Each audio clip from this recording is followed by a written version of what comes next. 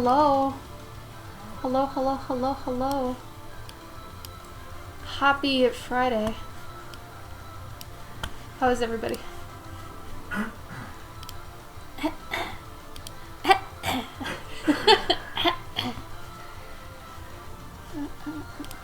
Hi, Serenity.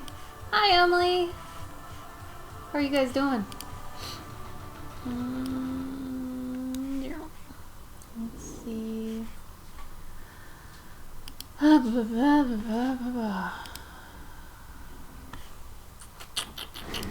go.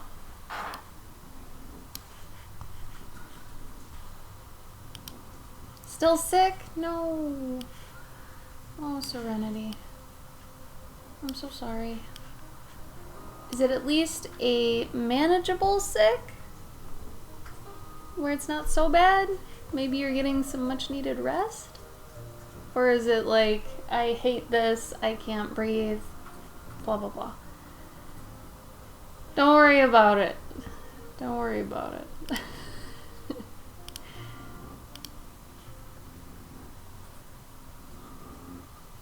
Is a full day a good thing though, Emily? Like, is that like a happy day is a full day? Or is it like, oh my god, this is killing me sort of day? It was critical? Really? Why? Oh my god. You okay now though, right? Oh man, Serenity. You get us all worried about you.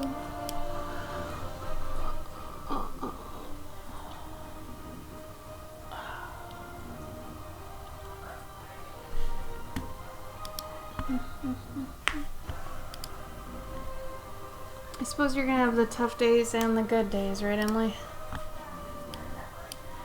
Maybe towards the night it'll get better? I mean, we have tough days with the dog too, honestly, but...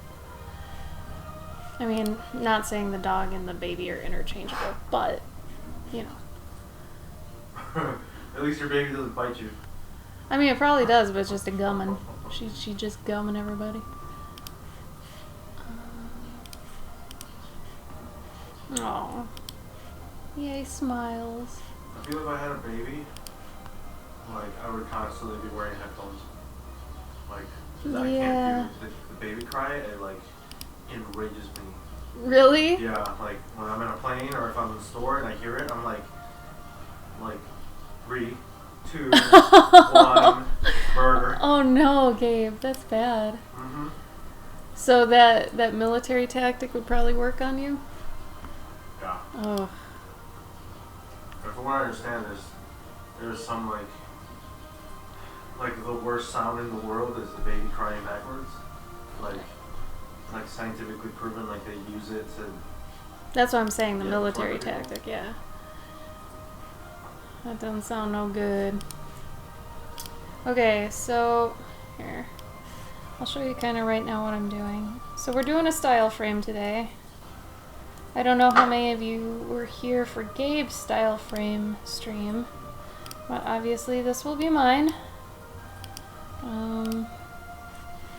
Style frames are basically a proof of concept for a story, animation, book, what have you, that shows what the final style will look like. So it's good to kind of have that hammered out before you actually start final production on your book. So, or animation, or story, whatever. Whatever you're doing it for.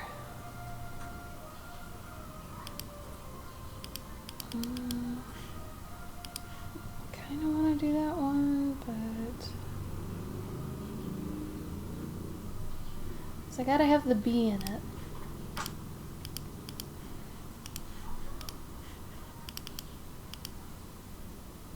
Honestly, I kind of dig this one. It's got a lot of good staging. He's relaxing. It shows all of him. Basically shows all of every character. Almost. So let's maybe do this one. Hey, Trolls! Yeah, we're good. How are you doing? Yeah, I could see that, Emily.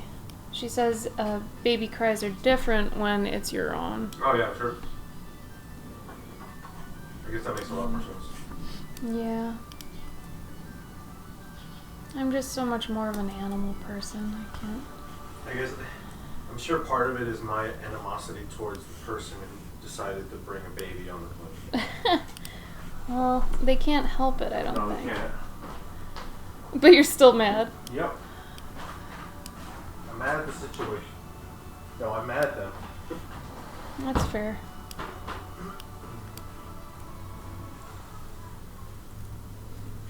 Alright, so we're gonna bring this over into Clip Studio. And just so nobody gets confused, I'm gonna get rid of these Instagram marks. So nobody's like, what? What are those for?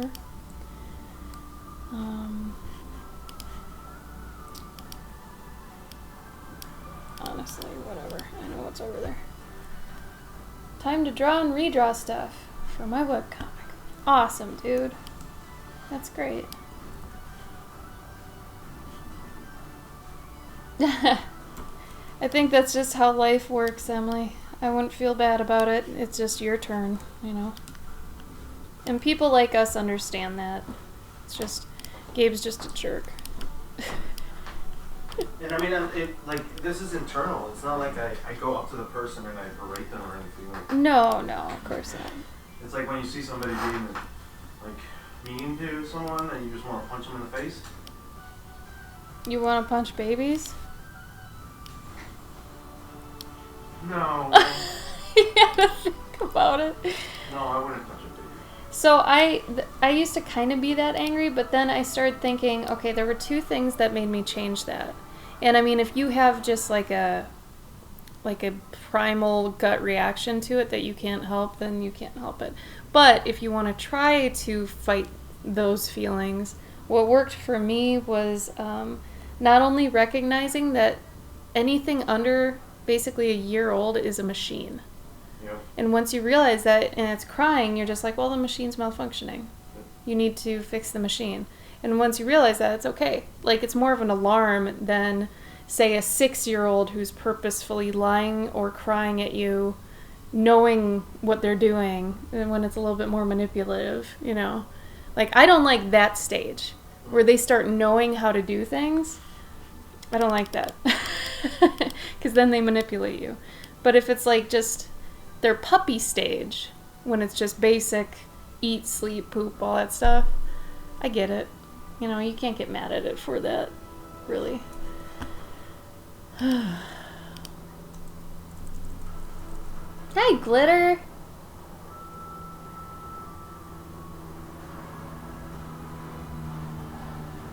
Oh.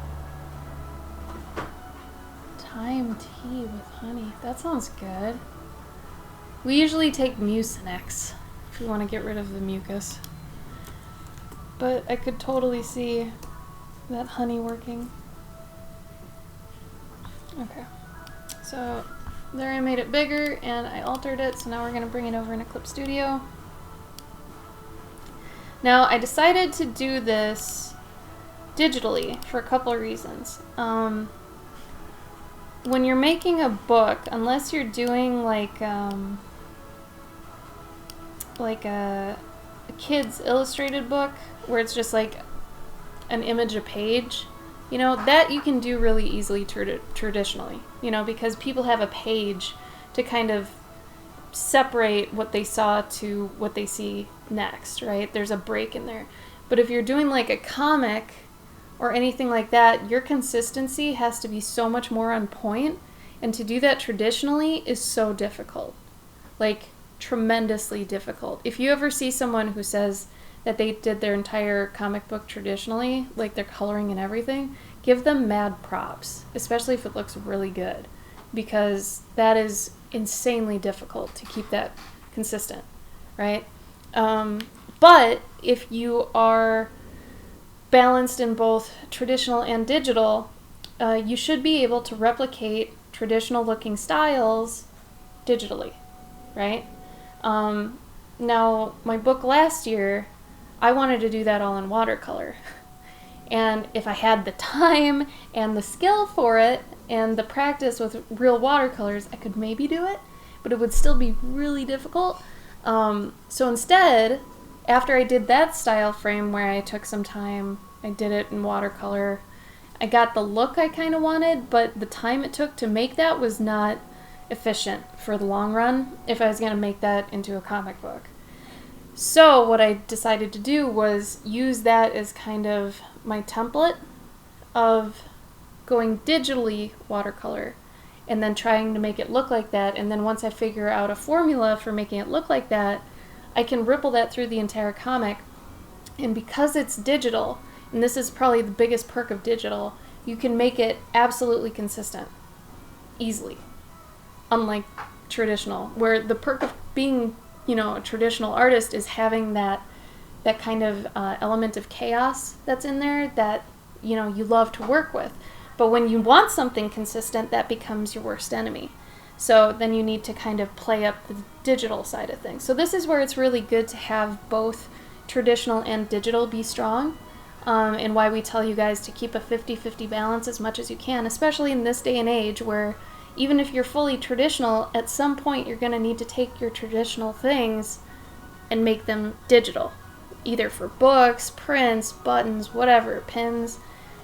Everything has to eventually be turned digital nowadays. So you really need that balance. So if you don't know Photoshop right now, I highly suggest starting to watch some videos on it, take notes on it. If you don't want to pay $10 a month for it, watch a bunch of videos and stuff before you actually pay for it. You know, put down things you want to try, then get $10, throw it at it, and then for that month go hard and solid at it, because then, you know, you can just cancel again if you don't like it. But either way, and if you're one of those people that doesn't want it ever, but you know you need it every once in a while, just save up a bunch of stuff that you need to make. Like if you need to make a book, prints, whatever, kind of stockpile them, and then do that thing where you throw the $10 in, get it all out and done, and then cancel again. They do make it easy to like start and cancel it, so that can be a better idea when you know, need the money for you, but you also need to make money. So on Gabe's stream last time, he did a style frame. Do you want to throw in what yours ended up like? So like I said, last year, my story is gonna eventually be watercolor style with like 2 line widths of a brown pencil for a lot of my inks. It's gonna be just brown pencil. So the whole thing will have a really raw, drawn, kind of old school look, maybe Beatrix Potter, Winnie the Pooh style. But this year, this story I could do the same way, but I don't really want to. I feel like this one could be a lot more crisp. So I'm actually gonna try to just do regular digital inks and just cell shade it. See how I feel about that. If I feel like it doesn't match it in terms of the content and everything, I'm gonna just demolish that idea. But I'm thinking if I do digital inks and I color them to be a couple shades darker than their surrounding color, it's technically a formula I used for a mobile game I did a long time ago, but it retains cuteness while still being crisp, while not being too Saturday morning cartoon. You know what I mean? So, and the whole thing with style frames is to kind of have I'd say a 3-step idea, or at least a 3-part idea. That's what I meant, 3-part idea. So have 3 elements that you want to kind of convey with this, right? Gabe, what was yours? I was busy. What was my what? Like you had 3, I'm telling them that like for style frames you need 3 things to kind of accomplish with it.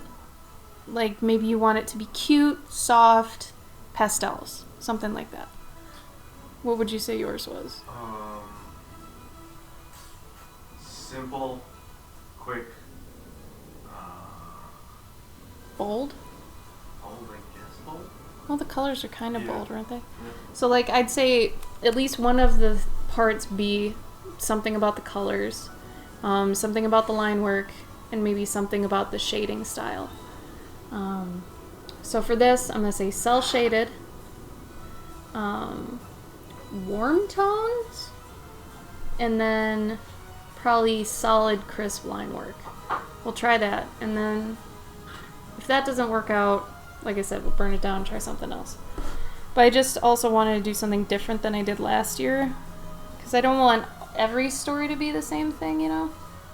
The only thing I would say is kind of difficult with digital is keeping your lines consistent. And if you're doing like pen pressure, like if you've got pen pressure turned on, that can be very difficult. If you turn it off and you just have like the solid, you know, line like this, things are going to be a lot easier for you. But if that's not the style you're looking for, then don't do it.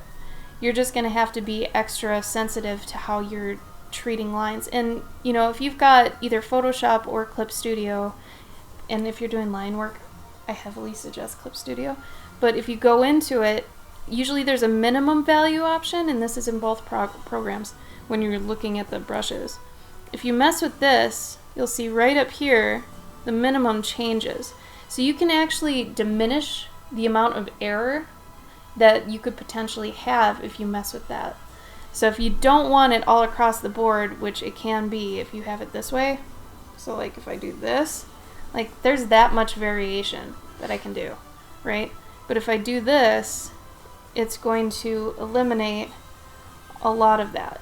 But I still can do my pen pressure type stuff, right?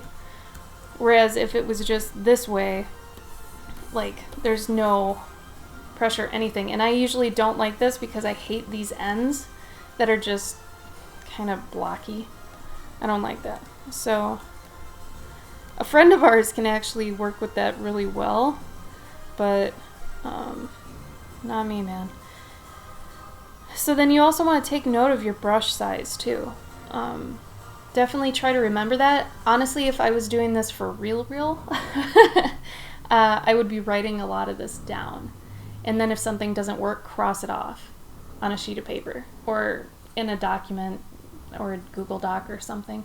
Just so you've got record that A, you tried it, B, if it worked or didn't work, stuff like that. Because then once you like finish it and you look back at that document, you can see, okay, well, gradients worked, pastels didn't work, but bolds did work, you know, and you can look at what your formula is then for that piece, so that you can continue it throughout, you know, the whole story. Any questions so far on any of that? I know I just kind of rambled. I'm gonna probably start going soon here, but don't forget, a lot of the time when it comes to foreground, middle ground, background, when you're doing these sorts of things, you can do a lot with depth with line work. And that can depend on like texture. If you decide to shade it with lines, like doing cross-hatching and stuff, omitting lines and including more lines are going to actually also help with depth.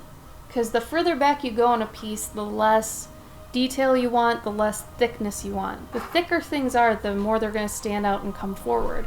So example, like if I've got this leaf here, right, and it's that line width, and she's in the front, let's say, and she's this thick, she automatically comes forward more than the leaf. But if I put the same line width on the leaf, it's going to bring it to her level, right? And obviously objects in front of each other and all that is going to play into it too, but you can really help push something into the background if you're doing that. And let's say, like I said, you were doing shading like this maybe, alright? So you got cross-hatching, whatever. If you've just got maybe some super thin stuff lightly going on back here, you know, it's still not going to speak as loudly as the stuff over here. So that's something to keep in mind too. Basically like line widths, texture complexity, And then once you start coloring, saturation also plays into it. Of course, that can change a lot with time of day, where the environment is, things like that. But a good rule of thumb is things that are further back are lighter and less saturated. Yes, line width. Okay. So, don't forget to play. Playing is the main thing.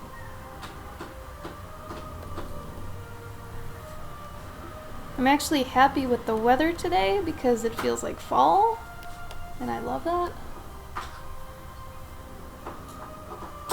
Texture complexity. Call them out. Alright, this is also where I want to start actually making her look how she is. So...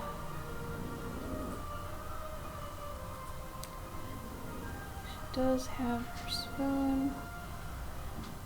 And once you start doing your style frame, it is probably important to have out your concept art so you can be referencing that, since that is important at this stage.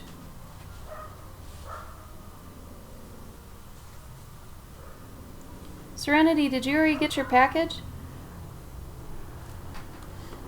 I think it was still on the way last I checked. I really hope it gets to you safe. Anytime I do international shipping, I want to yell. One of my packages, I think, has gotten lost. I shipped it in March, and it was a pet commission, and it was going to South Africa, and I'm over here freaking out because he still hasn't gotten it. I submitted like a, missing mail form, and they actually sent me an email recently to say we're still looking. It's like, great. That's awful news. Okay, this is too thick for me. So I'm gonna actually bring it down.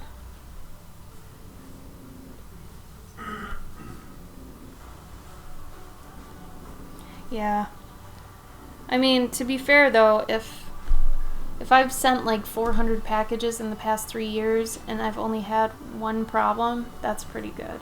I usually get kind of upset if people bad talk USPS because honestly they have a really hard job, and I feel like a lot of them actually do try really hard. And yeah, there are going to be those that throw it over a fence or something, but I always make sure to put, art inside, please handle with care, thank you, like on the sticker. But there's some things you just can't account for. You kind of get tracking with international. It's not as detailed as domestic, but it's kind of like, well, it reached customs here, and then it reached customs there, and then it's a little bit, I don't know, it depends on where it is. Like the South Africa one, no. It told me when it left Chicago, and that was it. I was like, okay.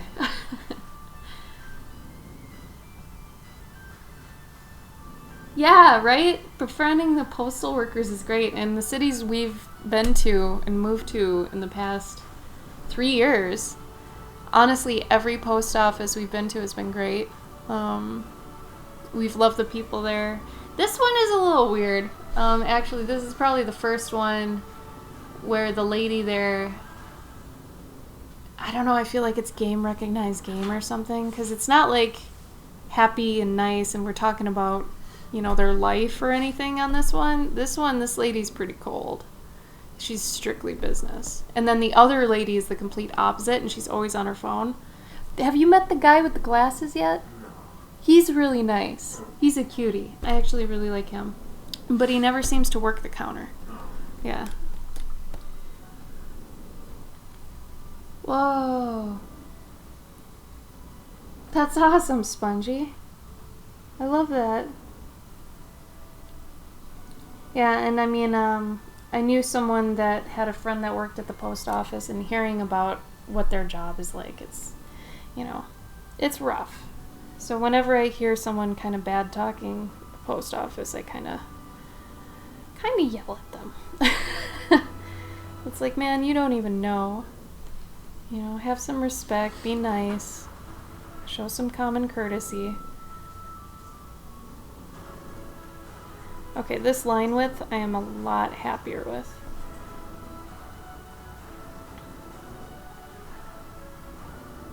And especially like the post office workers that go on foot. Like we have a bunch here that are always on foot. And I mean, you gotta have respect for that. For so many reasons. They gotta deal with dogs, they gotta deal with environment, they gotta deal with, you know, if it's hot out, cold out. Man, especially being in the Midwest, I feel like that's extra difficult, you know? Like it's -60 outside. Well, no one's out. Oh, except the mailman.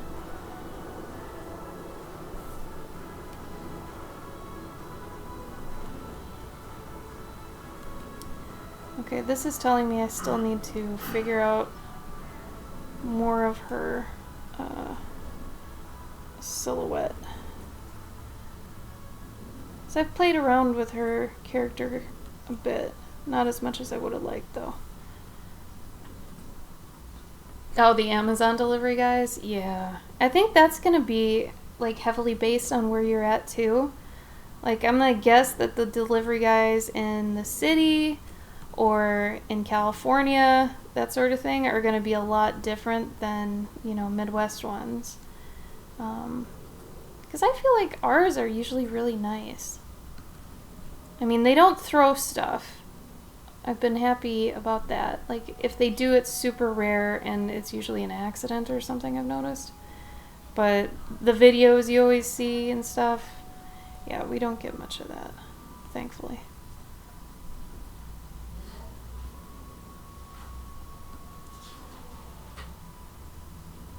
Honestly, I've seen the most bad stuff from FedEx.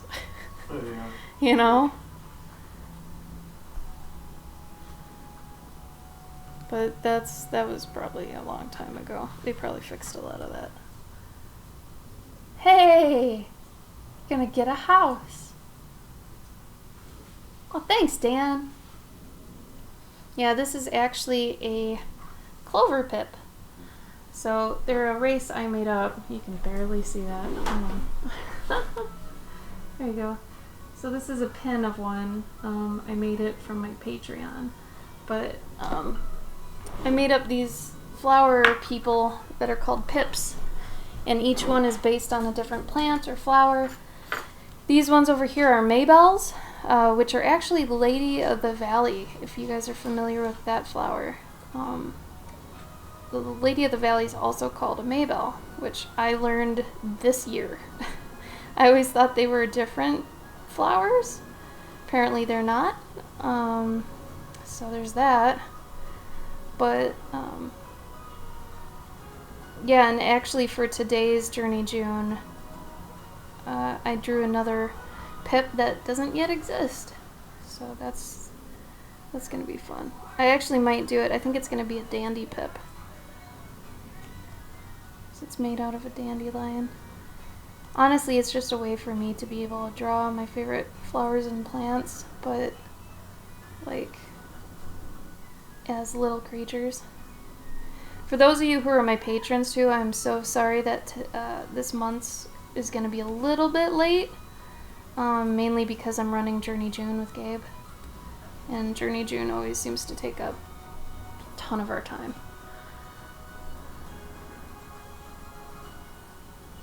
Amphibia. No. Did we talk about that? I don't have any record of this. You sure it was me?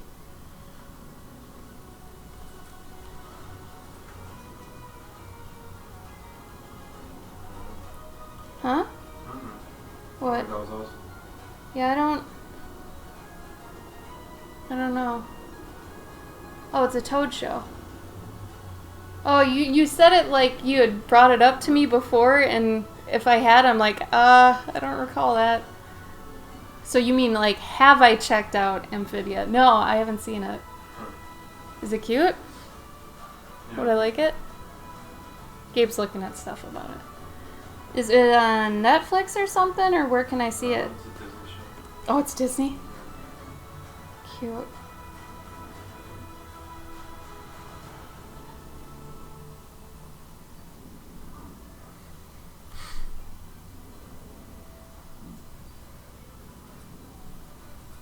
You guys ever do that thing where you have like a holiday a different time of year? So like every time we have that turkey thing, Yeah. I'm like, hey, mini Thanksgiving. You know? Yeah. Serenity, yeah. I did. Looks great. They did a really good job. I think it's mainly because Toby Froud's on it too, which he's still doing puppetry and everything both his mom and dad are doing. So it's like they have extra steam with that. However, the game doesn't look as good. I'm not really hyped about the game as much. I feel like the game is just a way to cash in on the show, which I always hate when they do that. Yeah. Okay, so what I'm gonna do with this is right now I'm doing all the line art in black, right? And then when I bring it over into Photoshop, I'm gonna do a masking layer on all the line art, and I'm gonna color it similar to whatever it's outlining, except do it a couple shades darker. So that's gonna soften it and make it so it's not so dark and black, and it will change the feel of the overall thing. So that can be a really nice way to soften, even if you want crisp lines and stuff.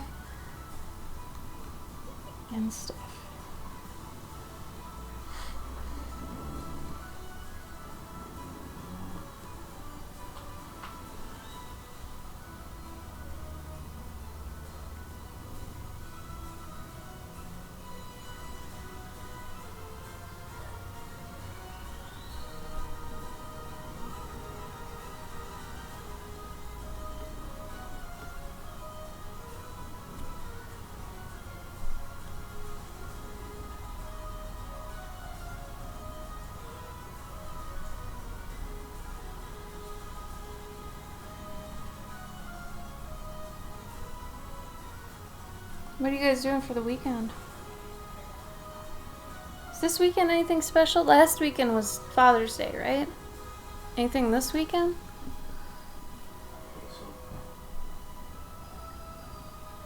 July 4th is coming up. That it is. I haven't even done concept art for this bee yet. So I honestly don't even know what he's gonna kind of look like. So this will officially be the first time I draw and color this bee fully.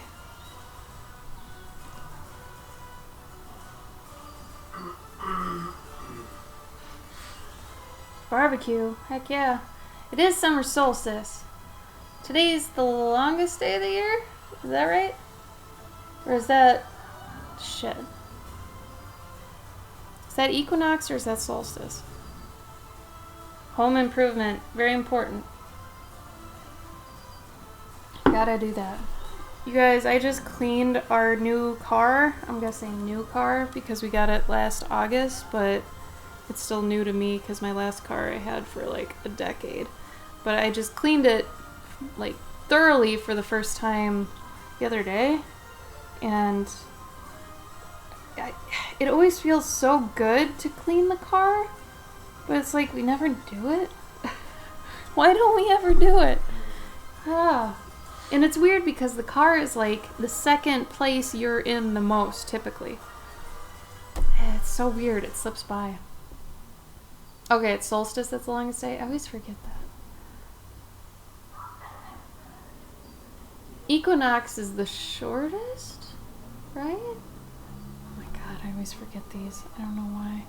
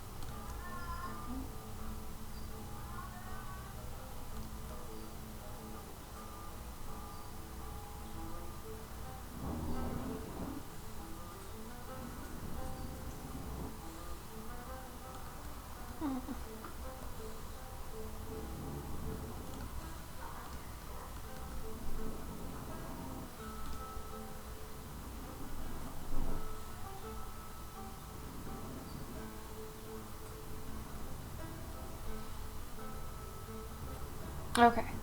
That's what I thought. Thank you. Clarification.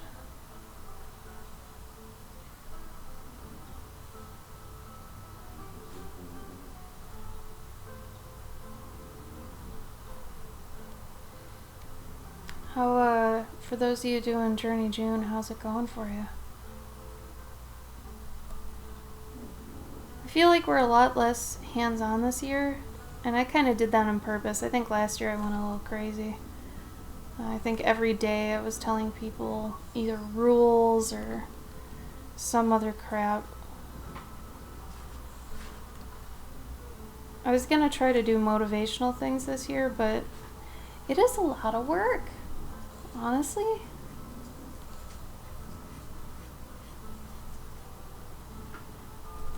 Oh, he needs a bigger face than that.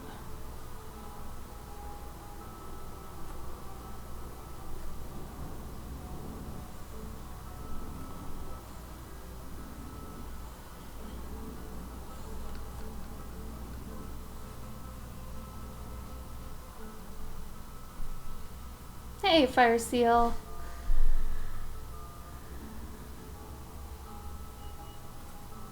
Do I know how many people are still participating? It's really hard to keep track of people. I usually see the amount of posts.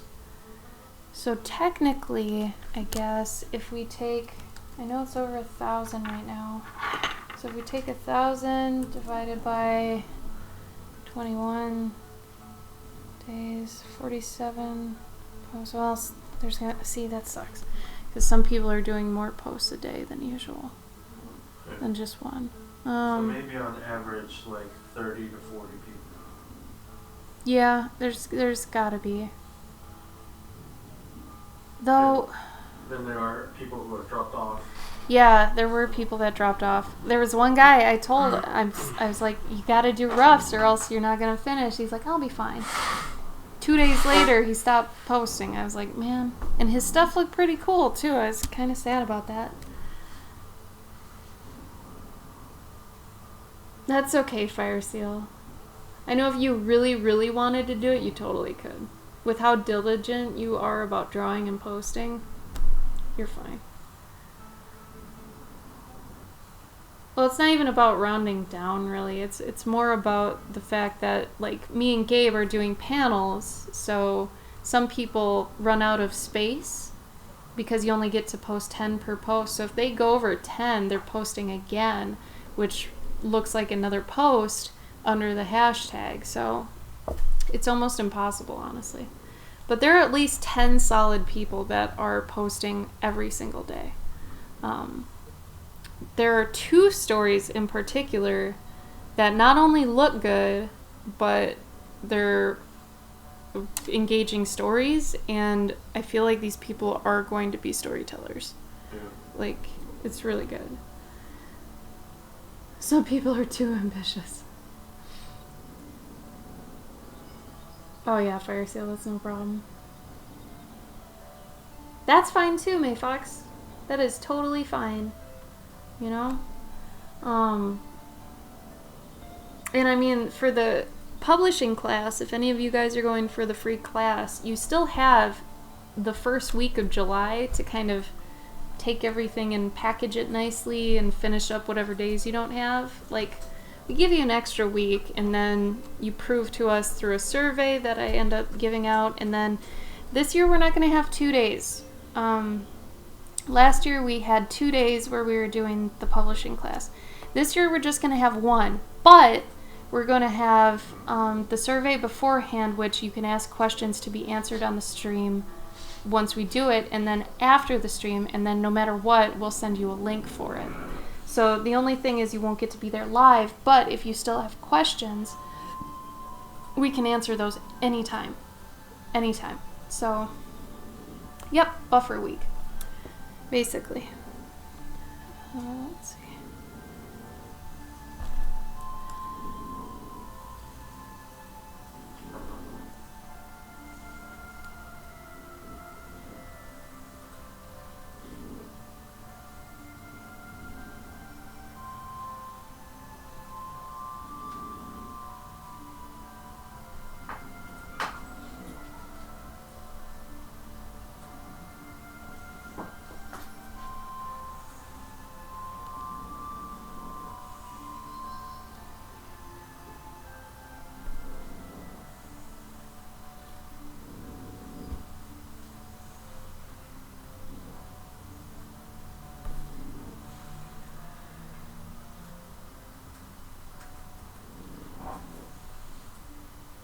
Yeah, and at least now you know what you did wrong the first time around, so you can fix it next time, you know.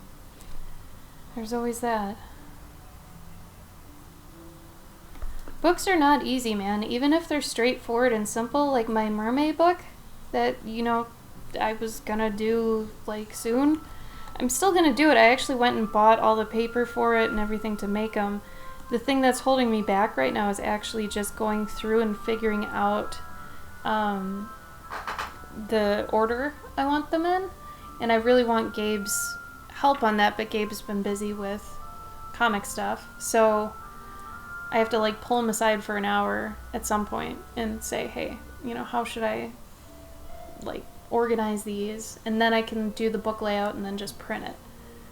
Right now it's a really stupid reason it hasn't gotten further along. But I'm hoping to have that at least by end of August. Sorry, July. Keep thinking it's July now. It's not July now.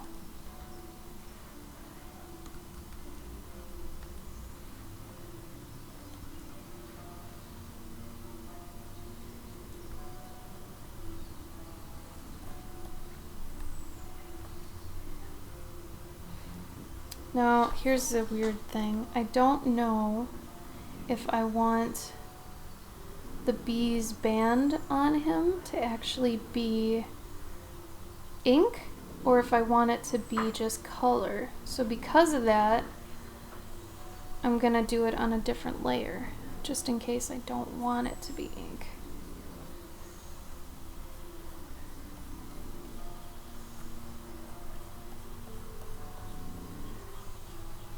Which, for things that you're uncertain about, it is typically good to do that. Put it on another layer, whatever it is. But man, that's gonna really interfere. Unless I do something like this.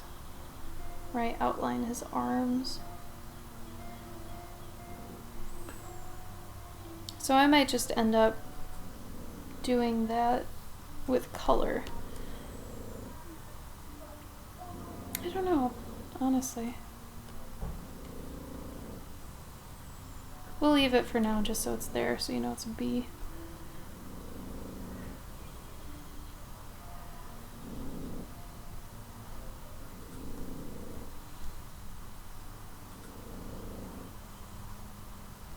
Where's my thing?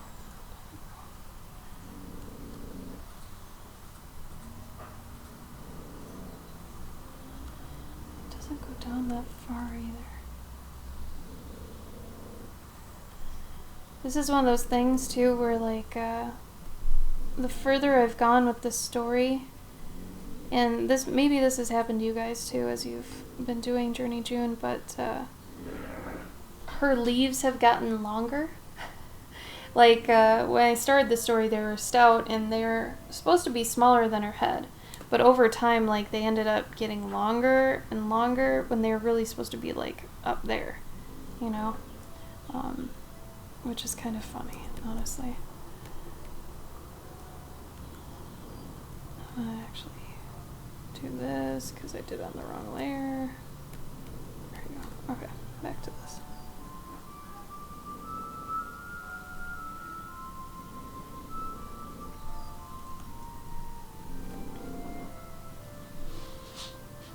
You're welcome, Glitter. It's good to see you.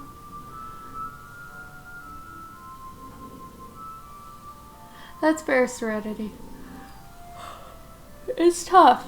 But I mean, depending on what it is, and if it's not a big deal, you could just throw it together in a night. I think, when I did that mouse zine that I sell, I whipped that out pretty quick, didn't I, when I decided to do it?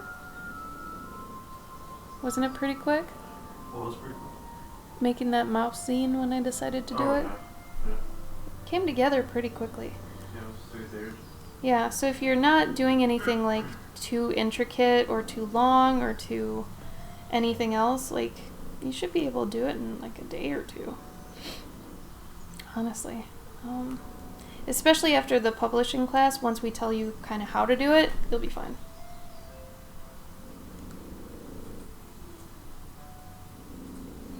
Every Every time my dog's sleeping, it makes me really tired.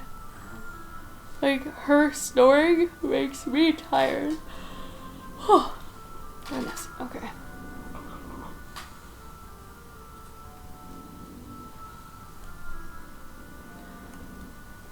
Also, for this, I want to make sure all the leaves and everything look big and kind of chunky, because it is on a micro level.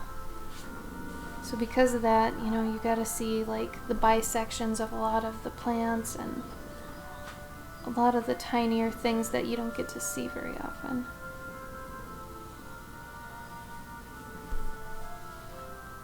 They are, Fire Seal, they are. And that's fine, Serenity. I've got a couple stories like that that I've kept on the back burner for a few years, and I know once I reach the level that I want to do them at, which I'm about there, if I go back to them and I don't really care about them anymore, then I know that they probably weren't the best stories because they didn't stand the test of time. So sometimes time can be a good indicator on the strength of an idea. So it's a blessing and a curse, I think. So by the time you get back to whatever that thing is, you know, if it still excites you, you know, it's probably worth it then.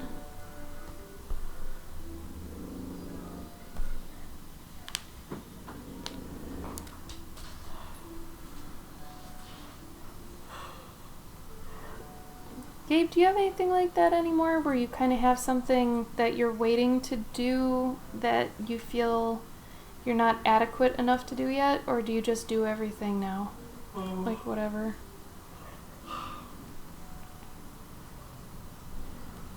I have like one story that I just don't, I don't think it's so much as adequate as I haven't figured out how to tell the story.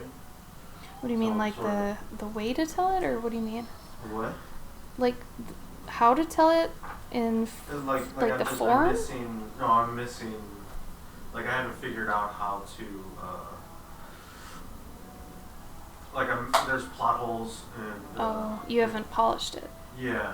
Okay. And so like I think a lot of stories that I have, either they are too old and I just don't really feel like drawing them anymore. Yeah. Or it's that I haven't figured out how to tell it. Because I know like I have a story there, but I know it's weak. But I know that if I just... that'd be a concept. Yeah. And actually, my ex-husband was... He was a self-proclaimed writer, but he wasn't really a writer. But he did have a lot of knowledge just because he studied writing a lot. So I actually learned a good bit about stuff from him, but at the same time he never really wrote. But he did tell me the difference between having a concept, an idea, and an actual story. Because you can't say you've got a story if you don't have a story. You have a concept or an idea. You know, you have a story when you have a story, you know, and you've written it and it's in some form of draft, right? That's a story. You have an idea or a concept other than that. If you've got a couple characters and this premise, that's totally different. You know, that's not a story yet. So I have a story, but it's like a short story, and I would much rather it be like an ongoing. Like episodic? Yeah. So right now I've got like, I could turn it into a small graphic novel. Like but that's still like a premise, right?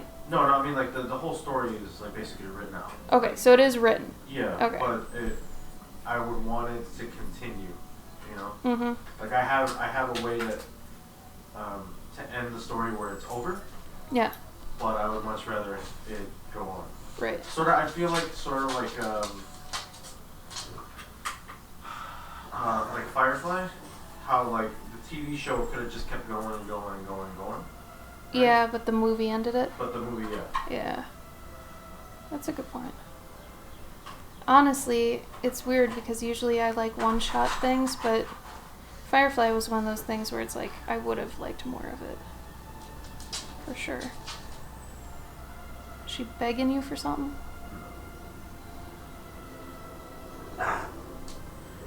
Thought I had a box. Well, there is a box if you want to give it to her, but you'd have to do it elsewhere, like in the kitchen. Oh, here come the wines. Go back to bed. Okay. It can, trolls, but usually the rate of that to the other thing is a lot lower. Like, think about all the people you know who maybe had a story in high school or college, and that's like their only real one. They don't finish it. They don't do it, you know? And especially if you made a story when you were 15 and you try to revisit it when you're like 25, 30 years old,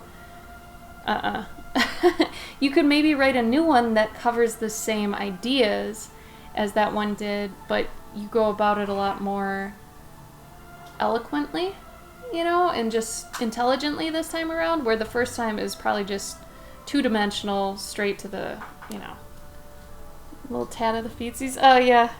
You hear her nails? Miss Prissy nails. Right now she's under me, standing on a thing, which usually means she's expecting something from me. But a lot more of the time you're going to find people that if they have a story that they've been working on for a long time, it's not going to happen.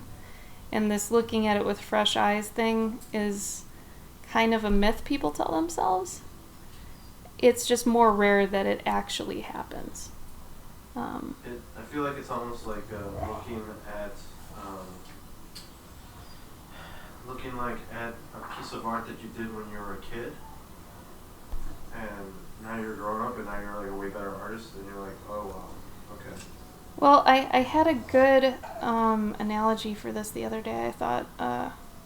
So having stories and art and things that, you know, you were into at one point, it's basically nostalgia, right? So if you think about, I gotta focus on this more because it's hard to say. It's like, okay, if you write a story when you're younger and you want to wait till you're older to actually like do it, you aren't in the same mindset. So like if I'm like, let's say I'm my age, I'm 33, right? If I wanted to somehow project myself back to when I was 13 and when I played Ocarina of Time for the first time, I am never going to be able to recreate that feeling. Ever again, right? I wasn't in the same mindset. I didn't have the same experiences I have now. Like, it's a completely different person, really, right? So, you know, now, me trying to project myself onto a story I was trying to write that long ago, it just doesn't happen. You know, you can't do it. You can't put yourself in the same place. So it's better to like have gotten the story completely out whenever you had the idea, so that later on you could read it and be like, well, I don't want to do this exact same thing, but I do still like the idea. And maybe I could do it better justice now saying it a different way, you know? But doing the exact same thing, it's just, oof. What's wrong, honey? Ooh.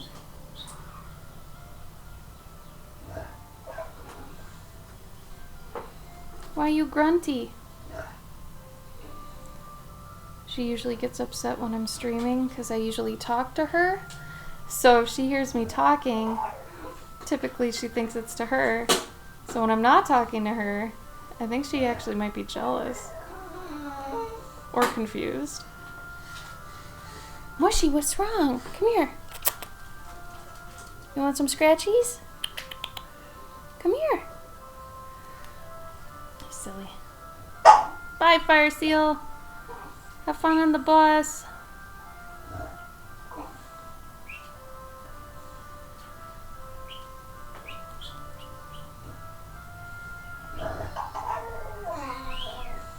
So many cries.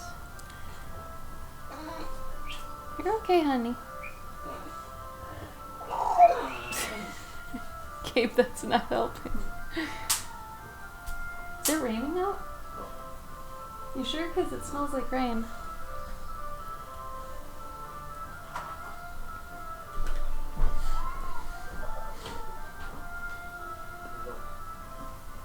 It does smell like rain, right? You don't smell it? Oh yeah, you're getting over a cold. I don't like this leaf.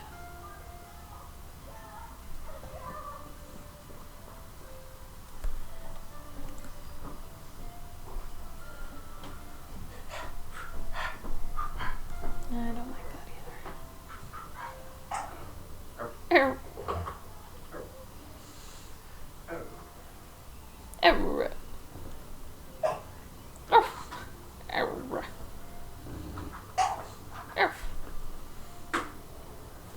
Cutie, why are you being cute?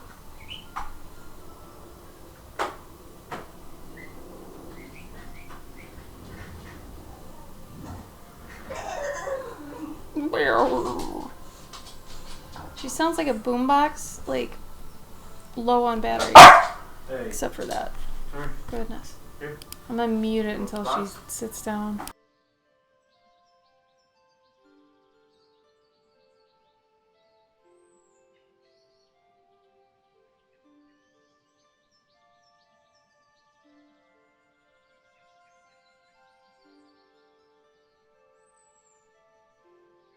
She's a mogwai? God, I wish. Be awesome. And terrible. We do feed her after midnight sometimes, just to treat her too. Just to get her to go potty, but... Gabe. Excuse me.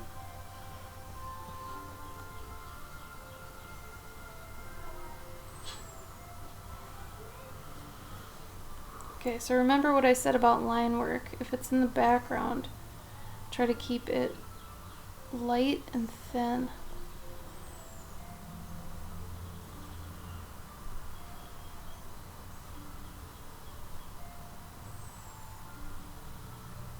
So otherwise it's going to be pushed too far to the front, and you don't want that.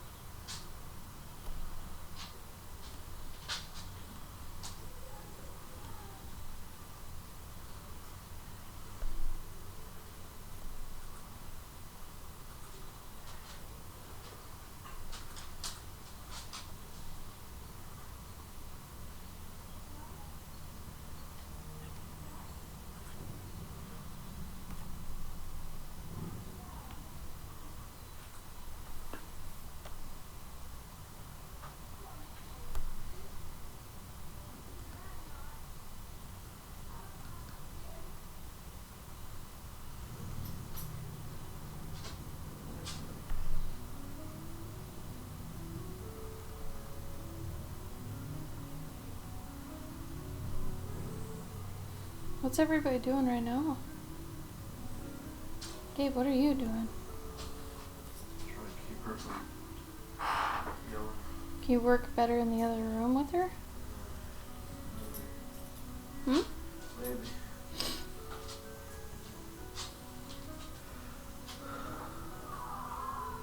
Oh, absolutely. If I wanted to do it, yeah, screw feedback. I mean, are you saying, like, if, let's say you got 0 likes on every one of your posts sort of thing, or no one says anything, that sort of stuff? Yeah, Serenity, this goes back to how you feel about your work, not how other people feel. Never base what you're gonna do off of how people are feeling about what you're doing. That's just setting yourself up to be upset. I do love your crochet account, Emily. I think it's so cute. All your little crocheted guys are so adorable. I feel like everybody wants the praise, but it's like you gotta earn the praise. Yeah, like there was a great quote I actually reposted on Facebook yesterday. It was, "You don't eat the fruit the same day you plant the seed." I love that quote. That is a really good quote. Yeah, Serenity. Yeah. No, I mean, think about back to when people didn't have this. Like, anytime this kind of thing comes up, I like to relate it to, what if social media wasn't there? Like, go back to when it wasn't there. It's all about how you feel about your work. And I feel like artists were a lot more connected to their work before social media, because they really knew if they wanted to continue it or not, solely based on, what they feel. So like this story, I'm not as juiced up about it like I was about last year's, but I think I'll still finish it because, I mean, it's a good story. It's decent. It's a kid's story. It's simple, I don't hate it, and I put work into it, so, I think it's all right. Last year's, though, I really liked, and I still really want to do that one, but sometimes you'll do something and you'll just get done with it and you'll be like, nah, all right. I don't want to do anything with that ever again, But, see, Trolls, that's easier for you to say. A lot of artists base their whole everything off how everybody perceives how they're doing. We actually get so many people that ask us, like, how do you deal with people unfollowing you? What do you do if you got 20 less likes on this post than another post? And it's like younger artists are coming up in this world where it's like you are being graded as a person and as an artist, and honestly it's ruining how people view their own art completely. And you have to come back to just viewing your art how you want to, because art is solely about you. If people end up liking it, cool. But really, it's about you just getting out what you want to get out. And I guarantee you there is an audience for every single type of art there is. You just have to find it. I mean, if furries exist, and I just learned about Shrek Fest. Shrek Fest, I sent you a link to this, is a convention basically about Shrek. And they eat onions and stuff as competitions, and like, if there is a market for a Shrek convention, you can sell your art, Like, there's so much you can do. It's just finding your audience is sometimes A, daunting, and B, difficult. You gotta find your people. And it can be hard to do that when you're just doing everything on the internet too, especially when the internet's so saturated with art. There's artists everywhere. Everybody seems like they're better than you. Believe me, though, if you put up your art at your local coffee shop, you might be the best person there is in 20 miles. Yeah. Seriously. The problem is that the world has gotten a lot smaller. Yeah, because of that. So it's like you almost have to start small again and get bigger, but you also have to do everything all at once. You know what else the other problem is? No. Like 20 years ago, 30 years ago, like if you got a magazine that had like interview with so and so, behind the art of Final Fantasy, like you couldn't write that guy. You couldn't write him a comment on that article. But now that dude has an Instagram account. You can send him a comment, and to you it's like, all right, he read that comment, and he didn't read it, but maybe he did, right? But if it's like back then, you couldn't even mail these people a letter, maybe there was a fan club, but that was about it, right? What are you getting at?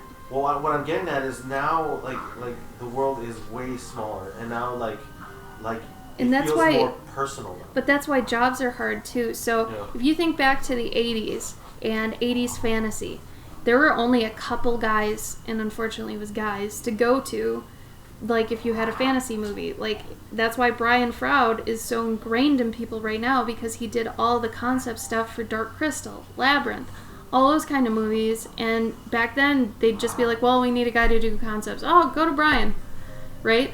One person, basically. But now since the internet's there's so many people they could go to that unless you're actually getting yourself out there and doing something different than people have seen before, you're going to be lost and forgotten. But there is comfort in mediocrity.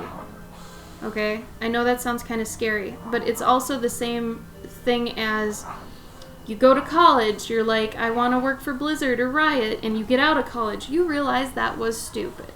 Okay? Unless you are really, really damn good, you're not going to get picked up by Blizzard or Riot. And usually that happens before you even graduate. For a lot of people, the people I knew at least. Like, I knew a guy that went to work for Disney, I knew a guy that went to work for, I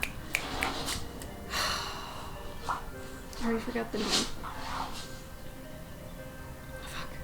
Either way, 2 guys. There were only 2 guys that got picked up before college ended, and they got just put into these amazing spots, but they were so good, like basically naturally, or at least spent all their free time doing these things. It's like being like a college basketball, and if you don't get drafted, like while you're in school, you're not going to be in the NBA. Yeah, if you're not picked up already, you're not going to be. And then once you leave college and you realize, okay, that's fine. I don't need to be big time. I don't need to be famous. I don't need to be any of that. I just want enough money to be comfortable. And then you realize that's not necessarily losing. That's winning in your own way, right? That's your idea of success. Where success, too many people think it's just money, fame, all that stuff. Big things, right? You have your own idea of success, and I'm sure it's different than other people's idea of success. I'm sure your idea of success is different than mine. Right now, I consider myself successful. I have a small house. I have a dog. I have a spouse of sorts. And it's just a good situation, and I'm happy and comfortable here. I don't want to work for a giant company. I don't want to be a little cog in a machine. I don't want any of that. And that's success to me. If I was there, I would almost feel like even if I worked for Blizzard, if I was like a cog in Blizzard's machine, I think I'd be less happy than I am here. So you really have to think about what makes you happy, you know? And a lot of people don't even stop to think about that. They just go through the motions. Well, I gotta get married, I gotta go to college, I gotta get a car, I gotta have a baby, blah, blah, blah. What if none of those actually fit you, but you never stop to think about it, you know? Thank you, Forrest. What's worse is the people that want be big, but they don't make an effort to... That is probably the biggest plague on people today. Yeah. Is everybody has this grandiose ideal of being either famous or popular or, you know, skilled, but they don't want to put the effort into being skilled. And then what's worse is the people who do the work, but then nothing ever happens. Yeah. And that's the worst. Yeah. But at least they tried. Yeah, and I suppose if they're happy. And I think that you end up getting some sort of reward out of it. Yeah. And that's another one of those things is that, like, not everyone can be Tom Cruise or Keanu Reeves. I wouldn't want to be Tom Cruise. Well, you know what I mean? Like, not everyone can be Tom Holland, or, you know, like, not everyone can become the big star. Like, yeah. There's only so many the guy. It's true. You know, and if you don't make it, then maybe you're Don Cheadle. I don't know. Hey, Don Cheadle was fine. I know, but he you know. Hotel for Dogs. Yeah. Hotel for Dogs. But maybe you end up being like a B-class actor. But maybe that's what they want. Maybe they don't want to be in the limelight. Yeah. Like Edward Norton turning down the Hulk because he didn't want that stuff. But he is the Hulk. No, he is, but he didn't want to be in the MCU. He didn't want to be in the big... Bruni. Gabe, come on. He didn't want to be in the Avengers movies. Well, he probably knew he wasn't a good Hulk anyway. Might need to take her for another walk. Hi, Uber. I do wear glasses, yeah.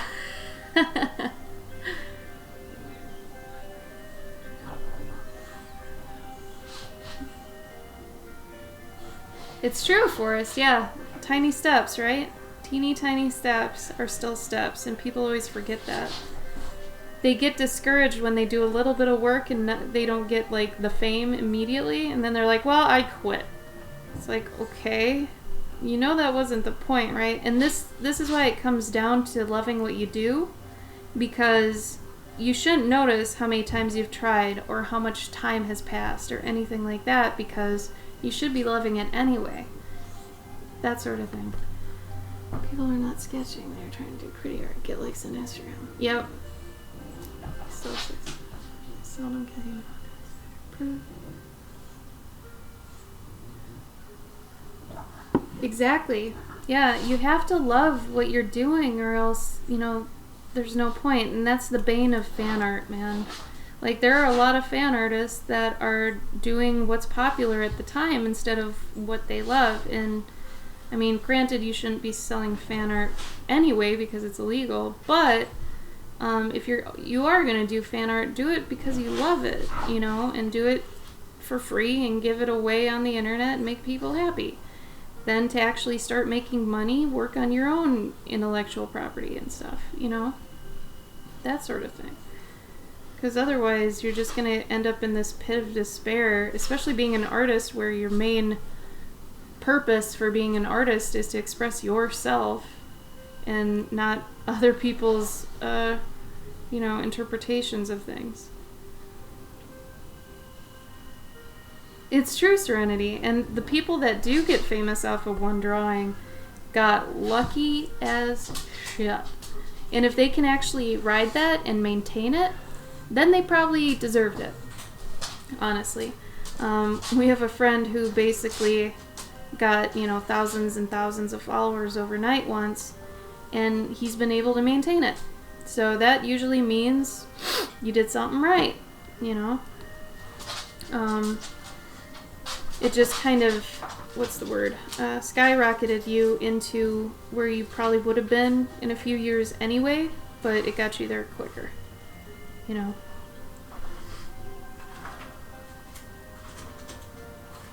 Yeah, you have to create your own IP.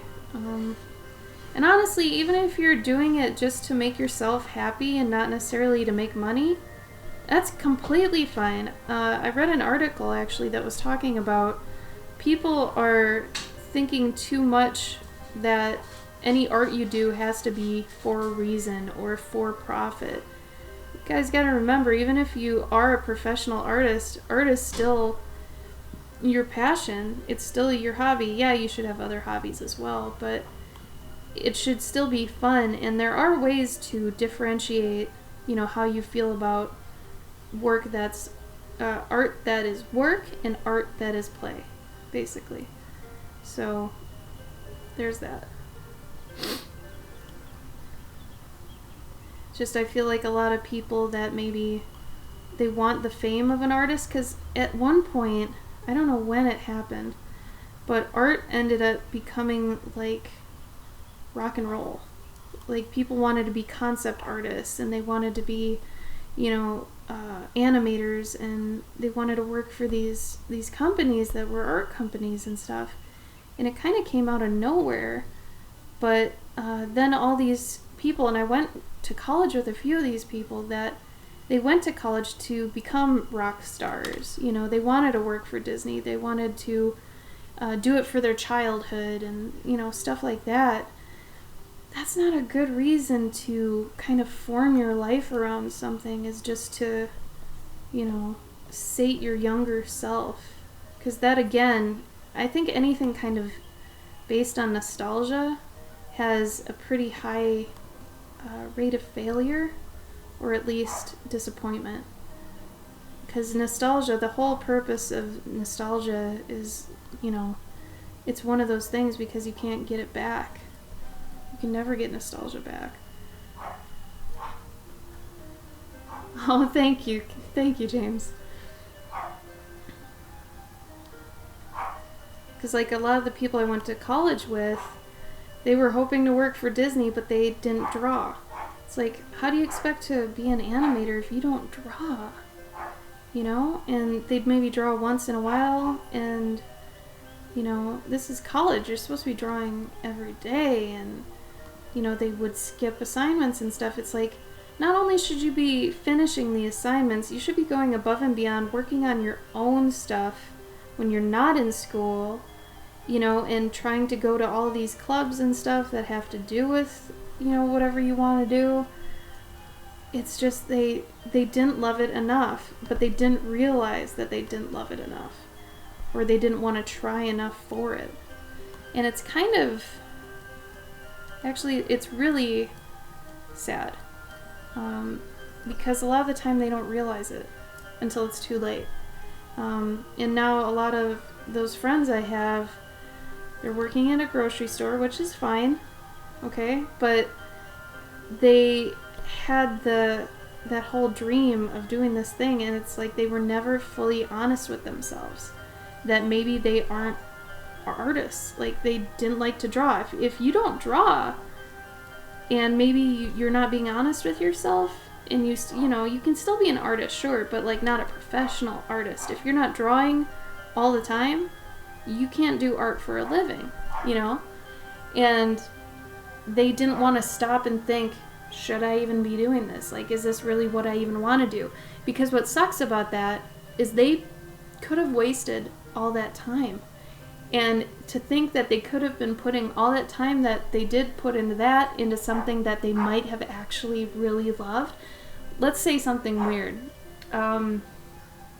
Let's say, okay, their family maybe pressured them into going into art because they used to draw when they were kids. So they went to college for art.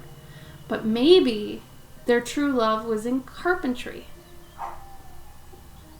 Maybe they wanted to actually do stuff with their hands, but maybe they didn't experiment enough with different things to figure out that they really liked that, so they just went with the closest thing.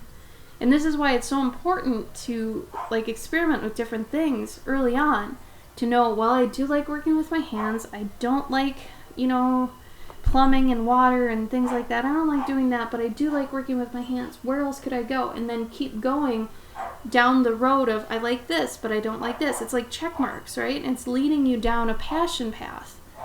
And I feel like people don't always do that. And they don't ask themselves questions. And they're not honest with themselves. And I think that's a huge problem nowadays. People don't stop and think. They're just all going through the motions. I honestly did it for a while too. Not in my professional life, but I got married, I got a house, I got a dog, and then I was like, I guess the next step's kids. But I had never wanted kids. I had never been drawn to children. I had never had any fantasies about being a mom or anything. So I was like, is that for me? And then that stopped me in my tracks. I'm like, do I want any of this?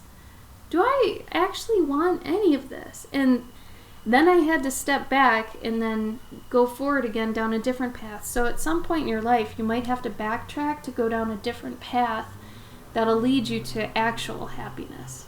Because you could be content, yeah, but you could actually be happy too. Oh no, I know, I love carpentry. I'm just saying, like, something artistic that isn't exactly drawing, you know? And I use that example for that reason, because some people will never find their actual passion, and that to me is tragic. Like, if you think about that, there are some people that'll never find their passion. I dated a guy once, and he didn't have any passions. He went to his job, he came home, he didn't even really have any hobbies other than video games. This is a long time ago, but it made me sad because he wasn't exactly going out of his shell, and this is part of the reason we broke up, was because he didn't have a want to find something for himself, to make himself happy. Like, he was just going about just what he thought he should do. And he did express that he wanted something more sometimes, but he wouldn't go and do it. So, you know, I mean, that obviously is a little bit of a downer, but, and he never did, sadly. That was like over 15 years ago, and he still never kind of went out. I don't even think he left the house he lived in.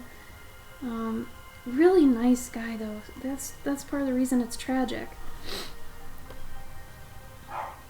Like, he did deserve more, but he didn't want it for himself, you know? I keep wanting to go over into this leaf, so maybe I will. But it's like, there's some people that might have a talent, like an absolute skill that they just will never know about. Like, maybe I am the best bassist in the world, and because I never play bass, I won't know. So, I mean, like, take that how you will. I mean, granted, I don't necessarily want to, but, you know, there are some people who want to, but they won't know. Or, like, Olympic athletes. Like, I was watching, I think the Summer Olympics the other day, and my top 3 favorites, I think, when it comes to Summer Olympics is pole vaulting, shot put, and hurdles. Those are so badass to watch. Like, superhuman badass to me. And pole vaulting is just awesome. Like, I want to work that into one of my stories at some point with some kind of animal or something. Oh my god, it's so cool. But it's like, maybe someone that I know would be an awesome pole vaulter. I don't know. Oh, bye, Emily. Thanks for coming. See, Serenity, so you understand. Like, it kind of kills you, too, when you're around them and they don't want to better themselves or anything else, and you're like, what am I doing here? I have more drive than this, you know? It's like you want more for yourself and them, but you can't pull them up by their pants and say, let's go.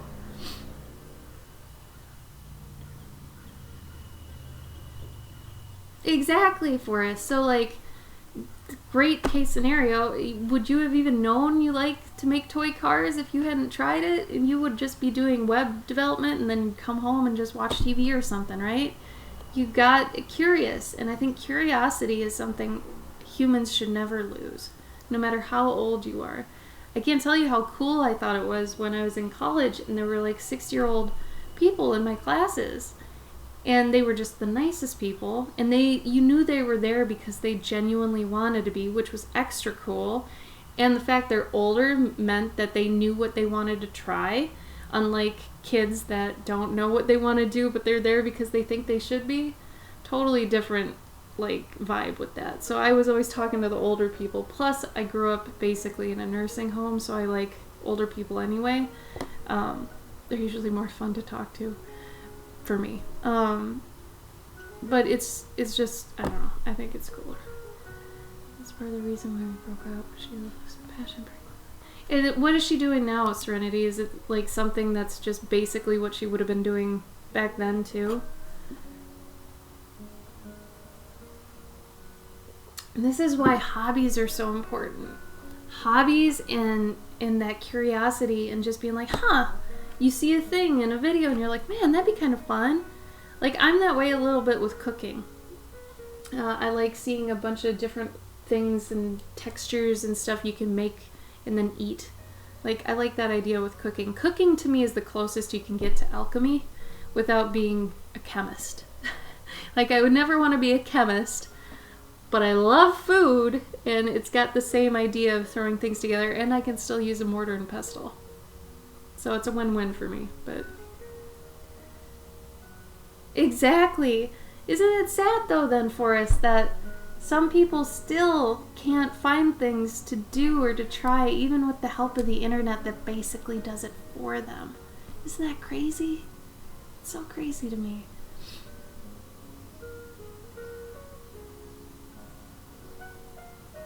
Yeah, see? There you go, Serenity. That's exactly what I'm talking about. You get it. Okay, so I think I'm getting close to actually just coloring this. And like I said, I think I'm gonna, for this style, I think flats works pretty good. I might have a gradient here and there, but I thought this one might be cuter if it was mainly, you know, cartoony, really.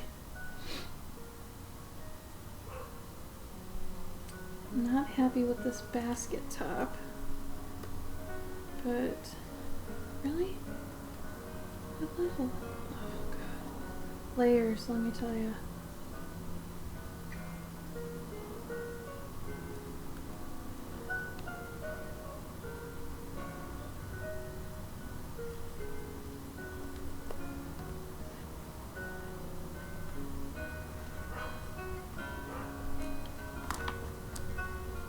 Yeah, no, I agree, Forrest. I think, you know, an hour maybe a day, maybe 2 hours at most, but honestly, you should be putting your time into something you can actually get something out of. And I mean, it's different if you're a kid, you know, I get that, but it's so, it is kind of a waste of time. I mean, really it is. Like, what's it gonna matter when you're dead, you know? Pip story. Let's make this in a Clip Studio format. And then, so Clip Studio has its own format, and so does Photoshop. So I usually, after I've made a Clip Studio version, I usually make a Photoshop one so I can keep the Clip Studio one separate from Photoshop. So that, you know, the Photoshop one can be the color version and Clip Studio can be the line art version.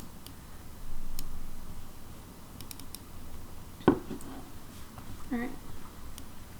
So now we get to play with color. Oh yeah.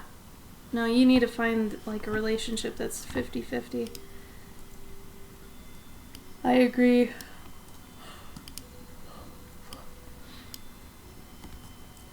Alright. I'm gonna flatten this. Or wait. And this is why you always copy things, just in case I did flatten it. Okay. Okay, yeah. Okay. So I am gonna put the stuff that's back here on its own layer.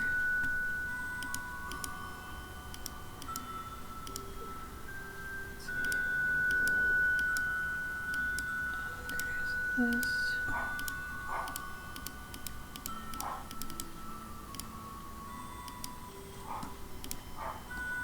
I should have been paying more attention.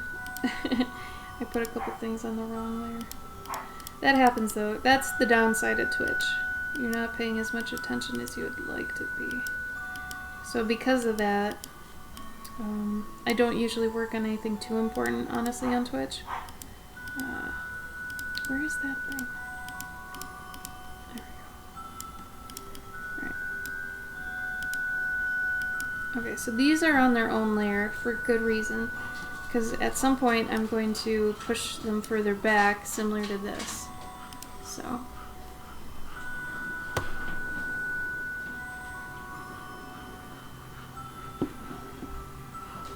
Yeah, right?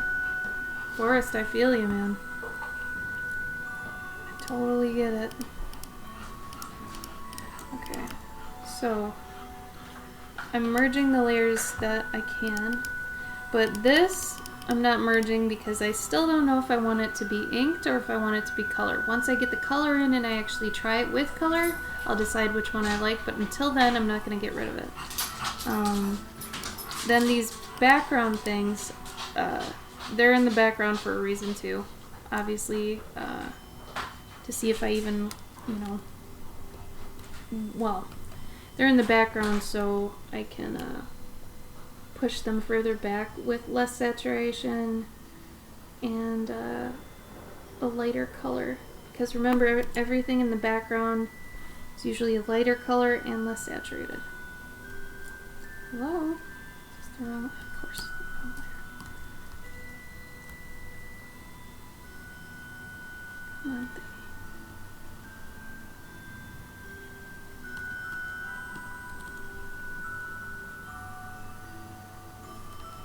Yeah, I didn't like how this looks. So that can suck. If you bring it back into Photoshop and now I'm like, well, I have to add some lines to it and they're not going to be as pretty. But then again, this is just a proof of concept for the style frame, so I can do that later if I want to. What the fuck was that?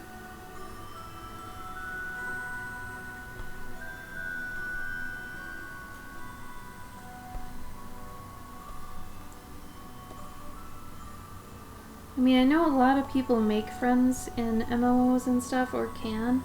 And I mean, if that's you, awesome. If you've done that and you've formed a community and it's been really worthwhile for you to spend hundreds of hours in a game, totally cool. And I mean, if you've got the time to do it and you're still productive doing other things, totally cool too. Like when I was playing Warcraft pretty aggressively, it actually helped me think of one of my stories, so I'm thankful for that. But I wasn't taking all my time and putting it into the game.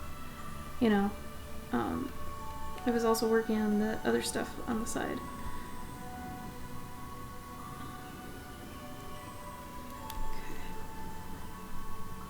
No, so Forrest, this drawing is actually part of a story I'm doing right now, so... Alright, this is gonna be a mouthful, but you asked. So, me and my partner run a monthly challenge for artists, but it's more geared towards storytelling. So, we call it Journey June, and it's based on the hero's journey, which is like the most well-known story template ever. If you Google it, you'll be able to see kind of the template, and everything famous basically follows it. Star Wars, Lord of the Rings, even Zelda, like lots of games, popular things. I'm sure you've heard of it at some point.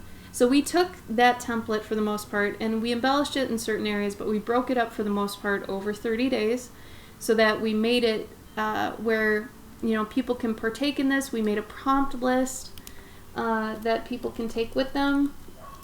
I'll show that to you. That's there. We even made pins for it. So at the bottom of the screen there, that scroll, that's this scroll. Probably can't even see it. But then we've got all the prompts listed here on the actual scrolls packaging too, so you can take them with you and do Journey June any time of the year. But since we run the challenge every year, we also take part in it. So last year, I feel my story was a lot better. I had a lot more fun with it.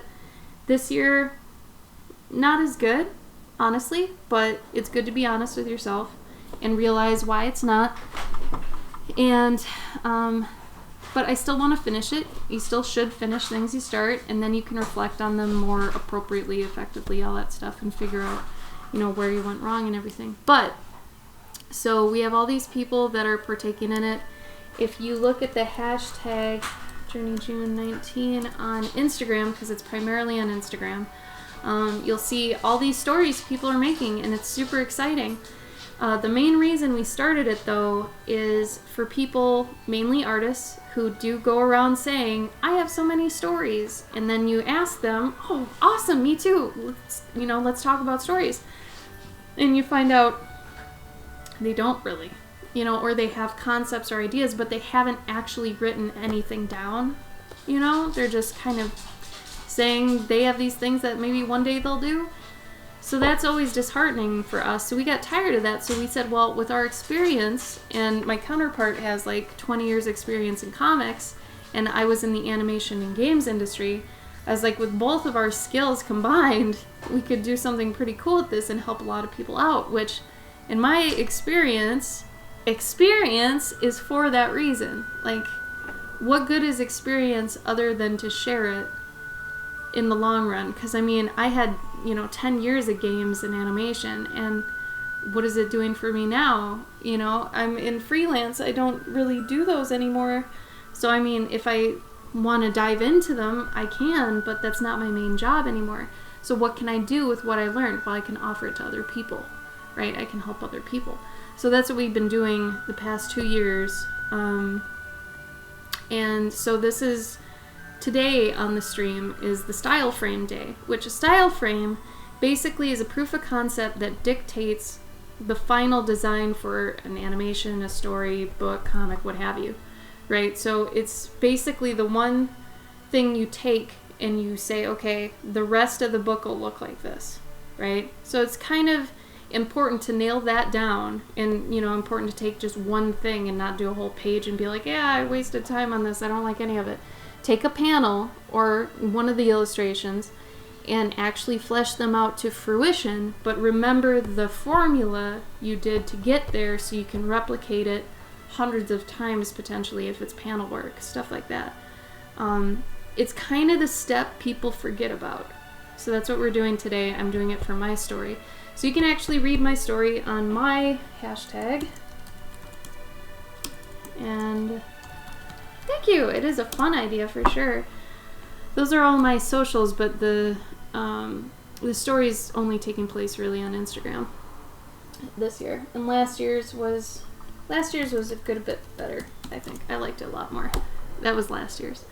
So now that we've got the line art done, I'm going to be putting in flats, and I'm going to be changing the colors of the lines, and then we can start with the shading. Shading is ultimately one of the things that's going to define your style, and also how much time that your stuff is going to take, which can be a pretty big deciding factor on if you use what you started off using. Like last year, my style frame, I did actual watercolor and then ended up being like, well, no, that took way too much time. I actually don't want to use that. I'm going to do it digitally, right? So that's how I ended up doing that. Come on.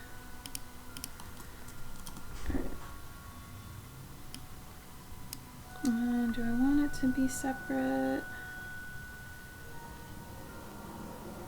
Nah, we'll just do flats right now.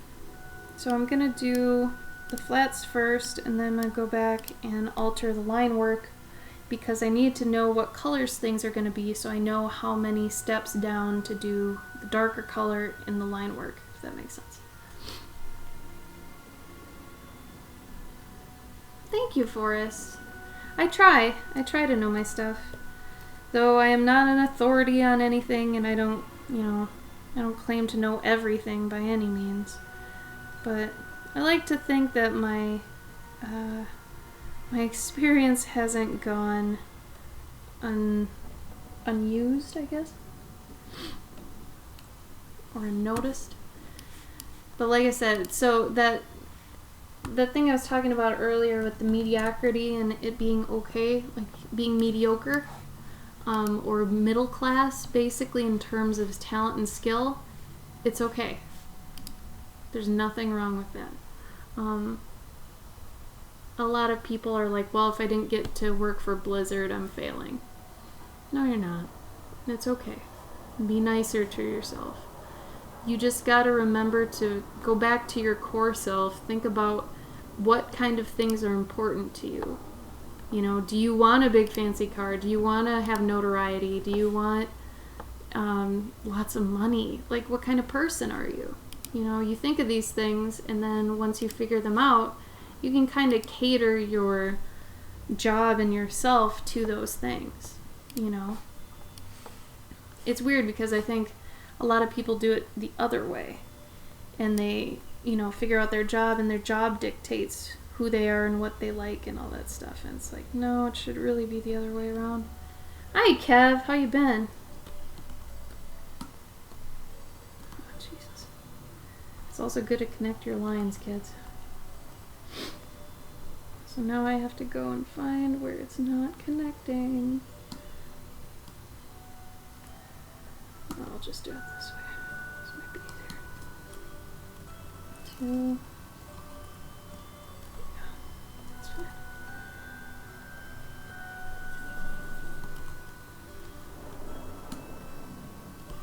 Alright, so I'm gonna do this real quick.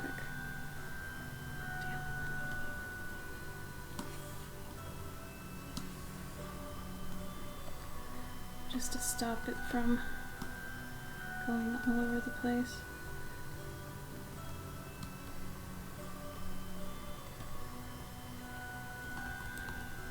So here.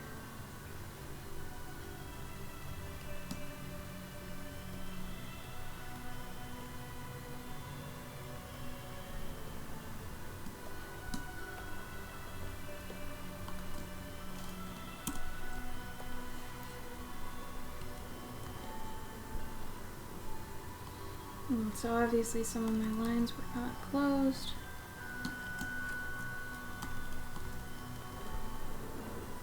So this is technically doing flats for like comics and stuff. This is what they do. They block in a lot of the color first. Honestly, this is a good way for those of you who want to actually get into the comics industry or at least start getting comic credit. This is a really good way to do it. Also, if you want to start getting into like conventions and such, getting comic credit can really help you. So if you are looking for any of that, look for color flatting jobs, because they're typically the one thing people don't really want to do, but they're really easy. They're just super time consuming. So look into that, because it's a nice easy way to get some comic credit.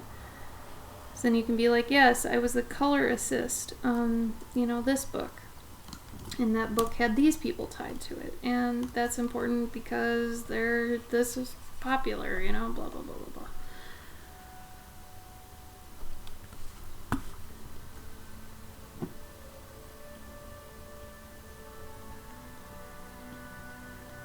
Yeah, Serenity, I remember you being super into that community. Are you slowly kind of pulling out of it? Is it because, like, there's no real future in it? Because, I mean, I don't think you can easily go, and this is a common misconception, too. People are like, I want to get in gaming. I'm going to start at QA and work my way up. No. No, no, no, no, no, no, no. That is not how it happens. Don't do that. Okay, if you want a specific job in a gaming company, work for it and apply for it specifically, because QA isn't part of this pipeline of getting towards concept artist or animator or anything like that. QA is QA, and then you become manager of QA, and then that's it. It's like you can't do that, you know, really. It's not like that's the next step. I knew at least 3 people that did that, and I was like, no, you guys, this is not how you do it. So I could see people being in like these communities and thinking, oh, if I just, you know, work in the forums or something, they'll promote me. But oh, Kev, you've been missed too, man. Thank you.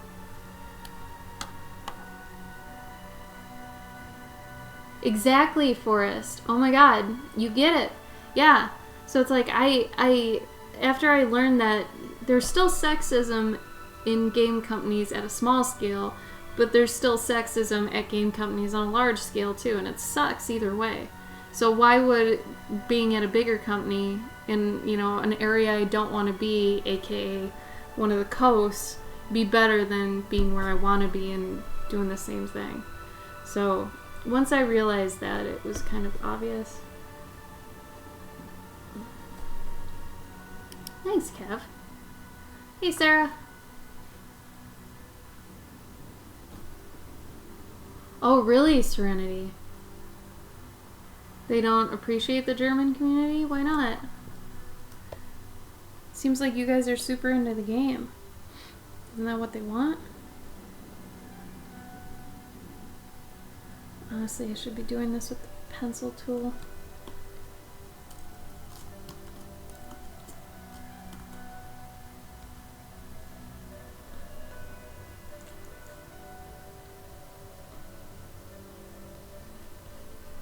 And all my stuff's muddy right now. What the hell is this? What was I doing here?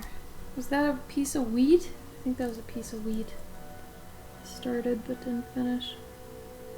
I'm telling you, when you're streaming, you're not paying as much attention as you would be were you not streaming. Oh my god, for real? Come on, guys.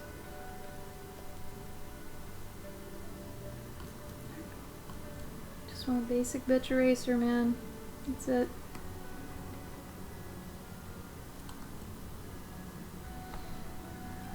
Also, my Cintiq is pretty old, so it glitches sometimes and does things I don't necessarily want it to. It's kind of funny, really. What the fuck? What are you doing? Get out of here. Oh my god, was that... Oh... Okay, never mind. So once in a while, if you see my cursor kind of jump, that would be the fact that my Cintiq is a little bit dented for whatever reason. I've had it since probably 2012. So, it's an old boy.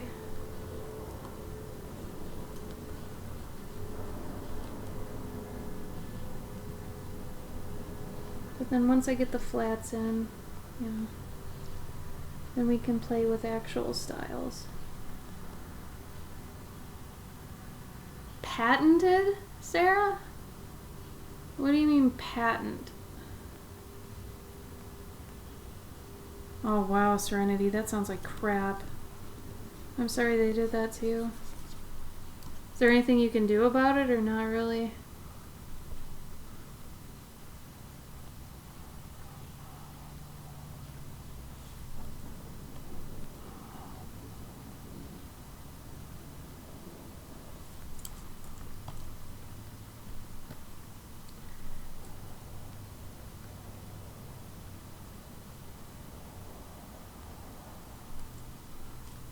Hi, Ushi. How are you doing, buddy? How you been?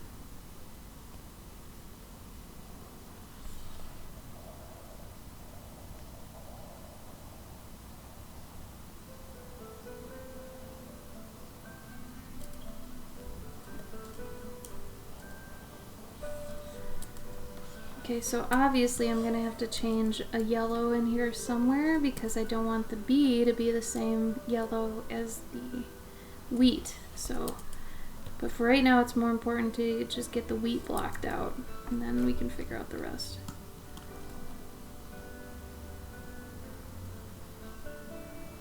The wheat's kind of the biggest thing on here, so more important to get that done.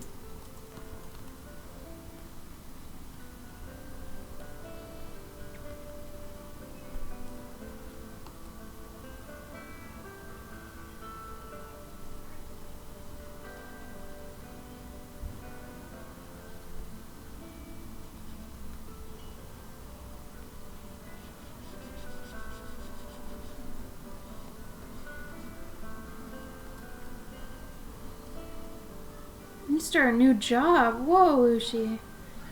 Old one kind of taking you for a ride or what happened? Not good. That's exciting though. Good for you. Starting a new job can be really fun.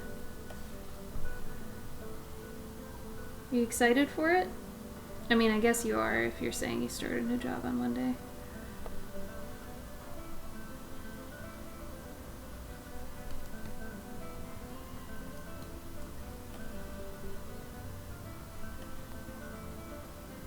Oh, damn it.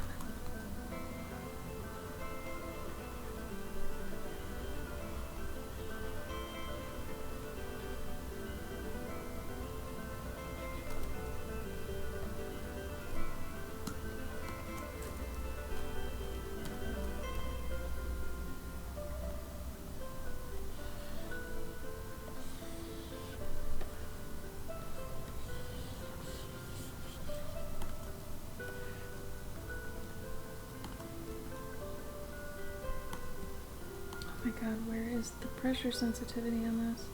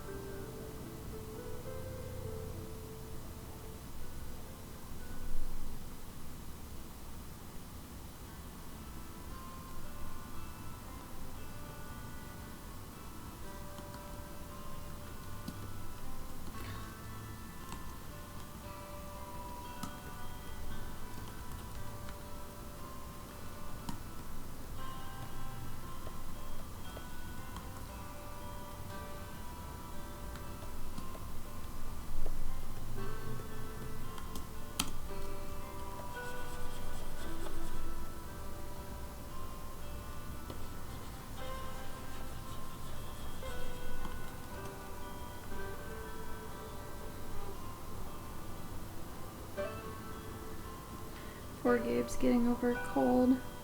So when he blows his nose, I can hear it, and it's just like this honk. It's like a sad goose.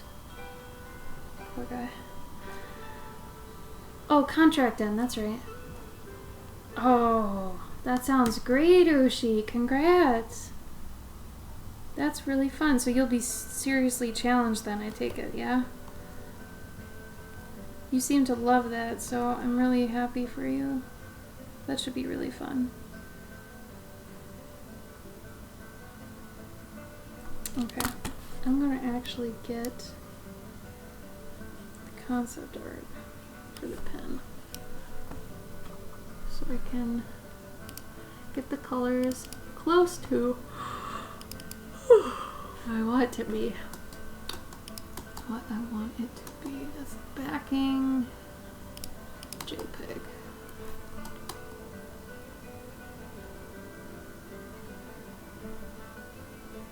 Yeah.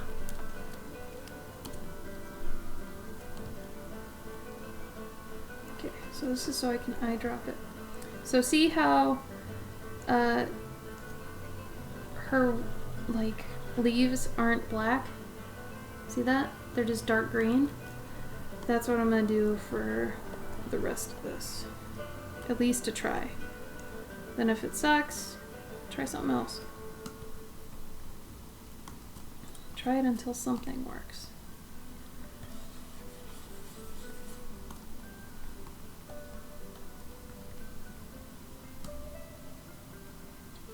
Hardest thing I think so far about doing this story is she really has little nubs for hands.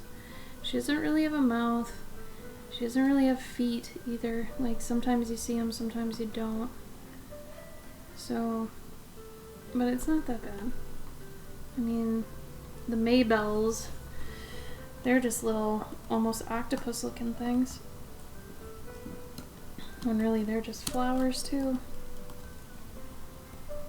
Alright, so this is killing me right now, so I'm gonna say maybe this comes down to maybe that formula, and then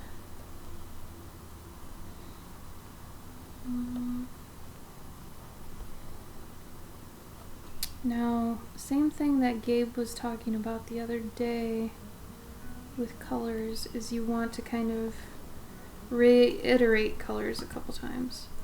So I'm gonna say the spoon and the bag are probably the same brown, aka wood color.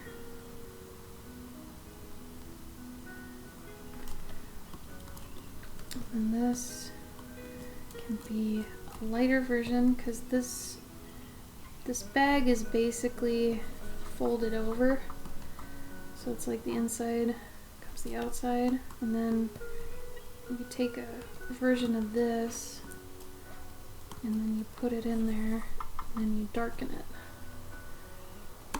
just like that. And for this I could do the same thing. I wanted to preview what it looks like, and I don't want to go too dark because that's probably the level of dark that the lines are going to be, so I don't want it to be too dark. Alright. That's cool, Ushi. Well, I wish you luck, man. If I don't talk to you before then, I wish you much luck. You'll do great. You're super smart, and you can totally take it on.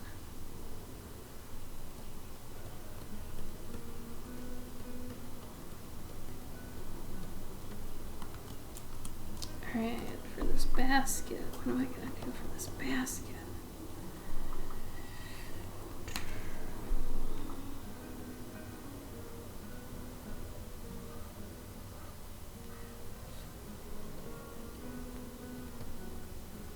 Darker color for the basket. Yeah, honestly, I still kind of dig this color too.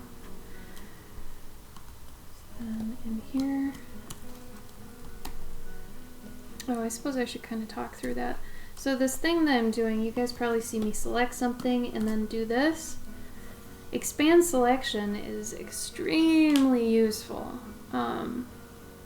So if you are doing line art, if you did line art and you're filling it, but you want to fill it obviously in a different layer, don't color in the same layer that your line art's in. Make another layer, put it below your line art, select like you know, do the sample all layers thing, select where an open area in the line art area you want to color, then do expand selection. I've made a keystroke for it, but usually it's select, modify, and then it pops out here and it's got expand selection. And then you choose how many pixels. I like to do as many pixels as it takes for that document to actually select that area. And usually it's not too many more. So that can be pretty nice. But I don't know why I selected that.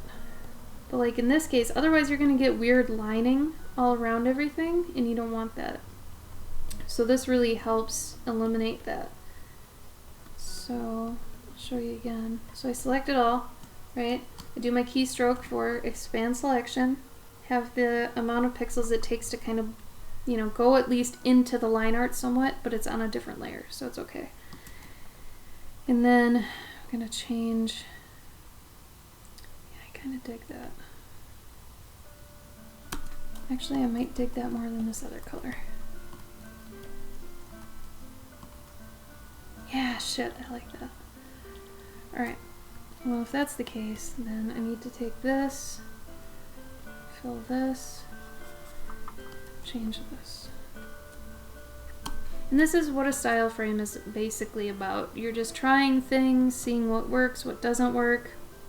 Ideally you want to be writing down, if you're kind of new to this, the steps you're taking and what's working and what's not. So like let's say, oh Jesus, that's way too green. So let's say I try cell shading for this and I hate it.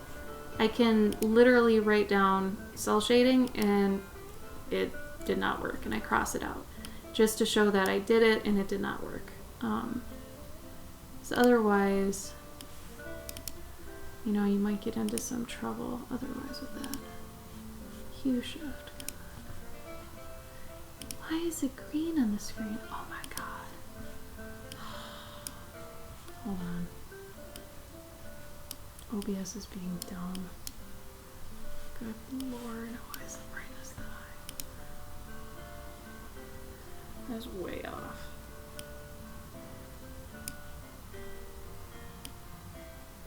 Hey, there we go. Yeah. That's what it looks like. Okay. That was weirdly green.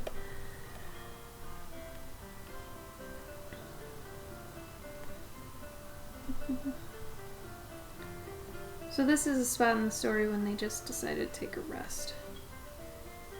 Because of that, I don't need to put anything crazy in.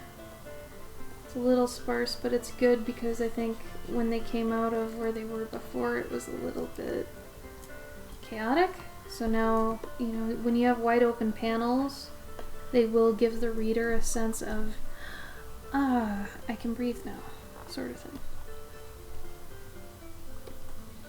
And then there's the stone, which I think I might just be sitting on the stone.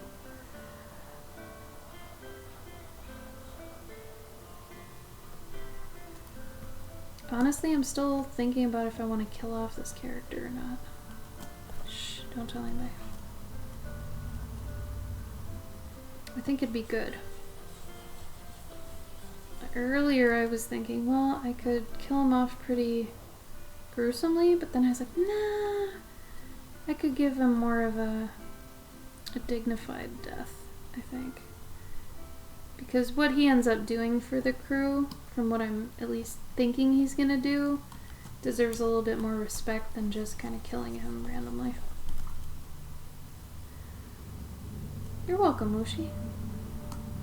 And then the Maybells, I'll show you guys what they look like. They were one of my Patreon things too.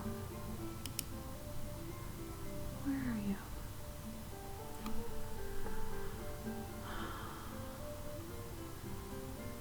Oh, print sheet.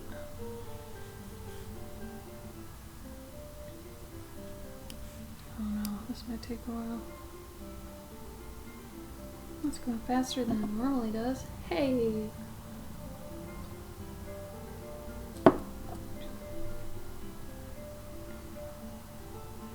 Ever since this Photoshop update, everything has been going ridiculously slow, and I do not understand why.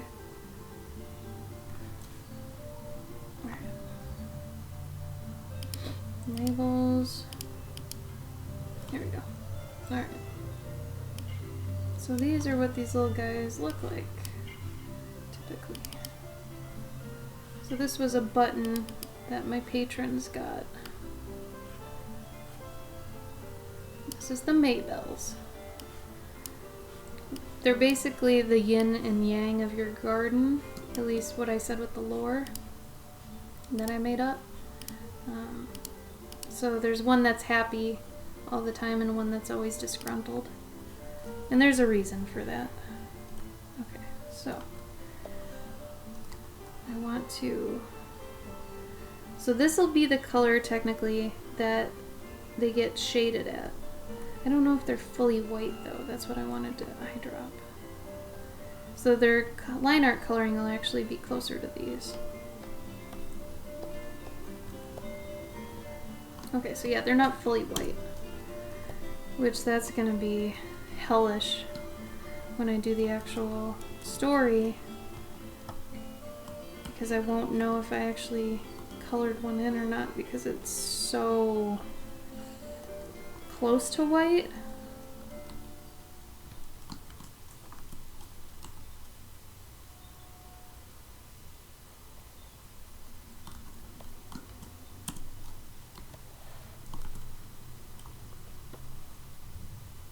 I'll probably keep this in here, honestly. I should do the same with this one. Bring this over too.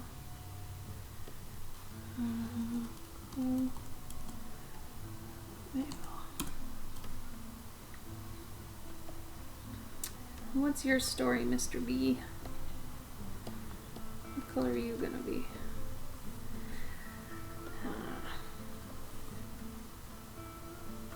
Thanks, May Fox. It's actually the happy one has one that's always up, and the angry one's is always like this. So the happy one, it's always like either like this or it's like kind of curled if it's like in question. This is a secondary animation I use for her. Is, you know, if she's inquisitive or if she's like surprised, or, you know, you can use that. For him, he's unchanging. Like, that's his personality, is that he's supposed to be a wet blanket. And he's just supposed to be a grump, honestly. So I kind of liked him like that. But here she's kind of passed out because she's got heat stroke in the story. So I'll show you real quick, though. One of my favorite things I was doing for the story... let's see if I can bring this up. So like I said, these two creatures here, the Clover Pip and the Maybell Pips, they're all part of my Patreon. Every month you basically get a subscription to a story. And they were, let's see, the Clover Pip was March, and the Maybell Pips, I think, were May. Maybell. Yep, it was May. So, you get the story that comes with it that tells a little bit about them, what they like to do, and all that. But, let me see. I don't want to show all the text if I don't have to here. Alright, but I do want to show you the pictures of them.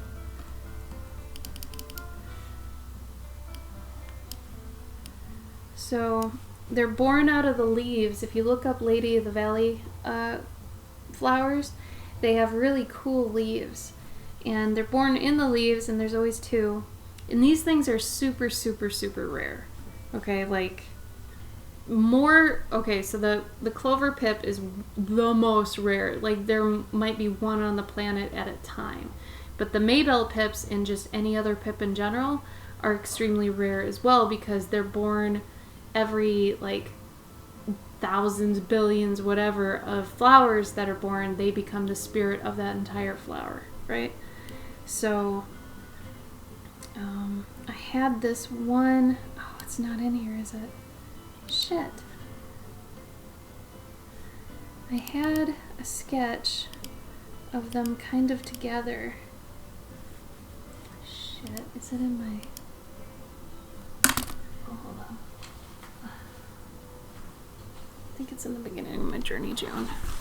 I had to fill up another sketchbook for Journey June.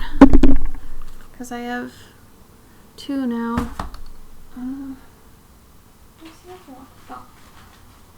There you go. Alright. So... yeah, so I've started implementing this. I'll try and show you guys. No. Okay. So let's see if I can show you this easily. Alright, so... Hold on. Alright, so if you look over here, you'll see the little angry guy. He's got a little leaf. And there he has this leaf. So there's a reason for that, though.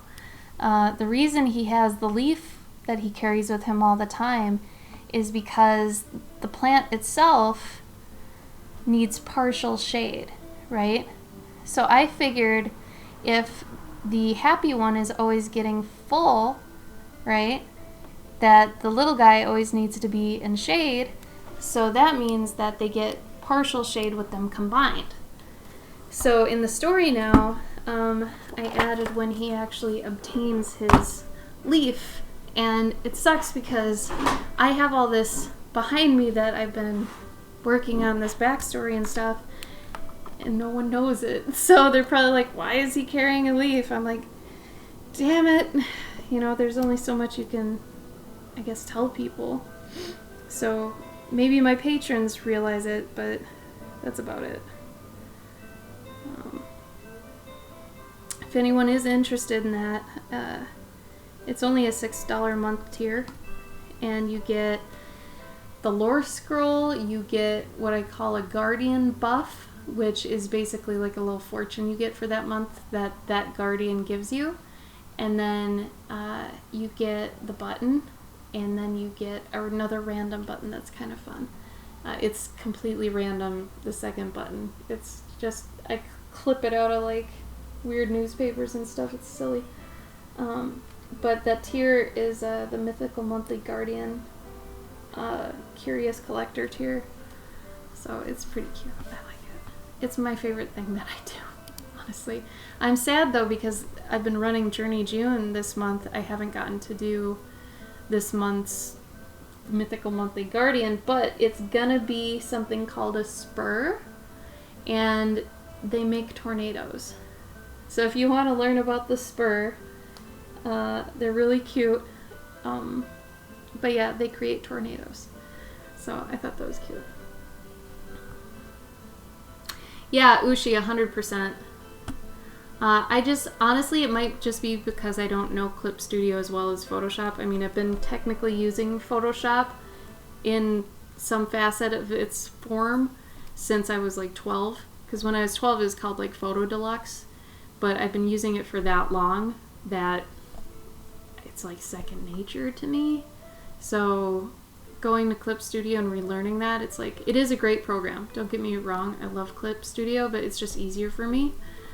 If someone here is new at both, maybe try them both out. You might like Clip Studio more. I think Photoshop's easier for painting, potentially. At least that's what I've heard.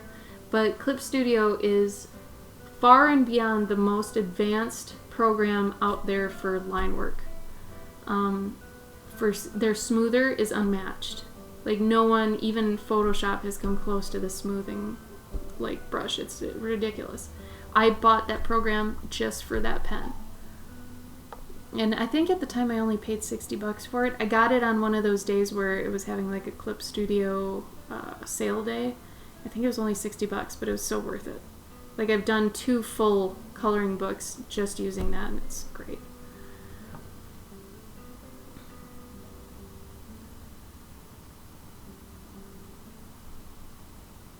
Nice, Serenity. Yes, elements. Oh, God. Okay, so the nice thing about doing just a crappy like style frame like this is that you don't have to worry too much about you know, your layers and keeping things nice, because, you know, it's just a proof of concept. You're going to probably redo things and do things differently next time around, so you're good. Alright, now let's take away... Oh shit, did I combine it? I combined it! Damn it, you guys! I was trying so hard not to. I'm gonna blame Twitch.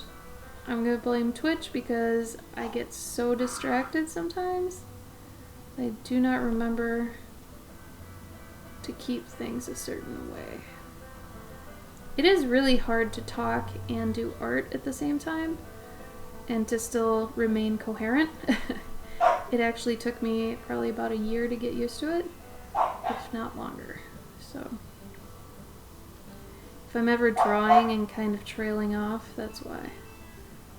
It is definitely a skill. If you come across a really skilled Twitch streamer that's like doing really good art, but they're also like super well spoken, give them like a total compliment, because that is not easy. Oh.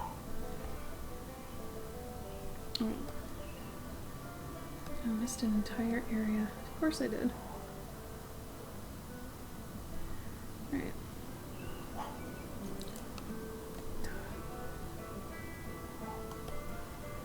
Alright, so this is what we talked about earlier. I didn't know if I wanted it to be done with ink or to just be painted in. So let's see. Let's see how painted in feels. He's also an older bee, so I don't know if I want to give him like bold yellows and bold colors, because I kind of like him just being a little faded, you know? And remember guys, if you don't feel comfortable with color at all, you don't have to make anything in color, honestly, ever. You can do things in sepia tones, you can do monochromatic, you could do tones in black and white and then just do a color layer over them. Here, I'll actually show you.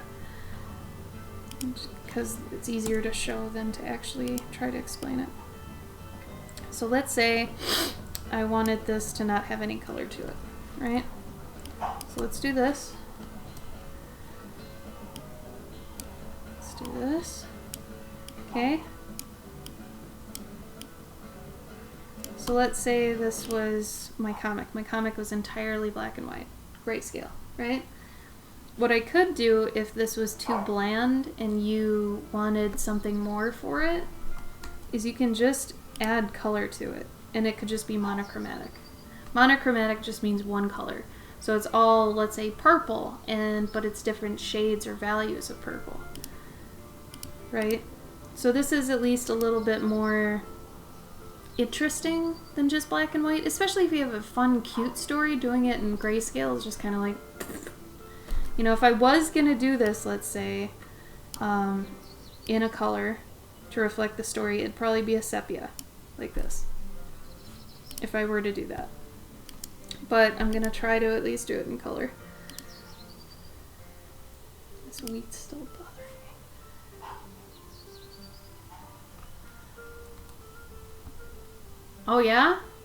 Hey, you guys that don't have Clip Studio yet, I highly suggest going and checking out this sale. If there is a sale going on, it's so worth it. I love that damn program. Just for that one thing. Seriously, I always take my stuff into that program, and then I come back and use Photoshop for everything else. But just line work, Clip Studio, man. Totally Clip Studio.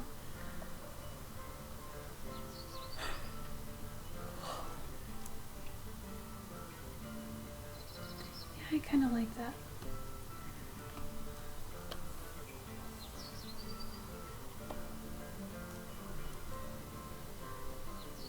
It's kind of a big old fatty bee.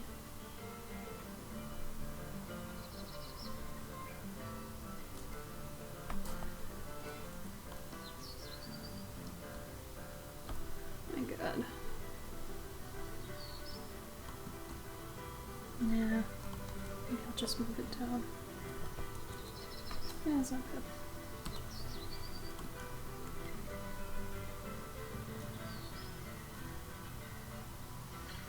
Yep, that's what I use. Love that damn pen.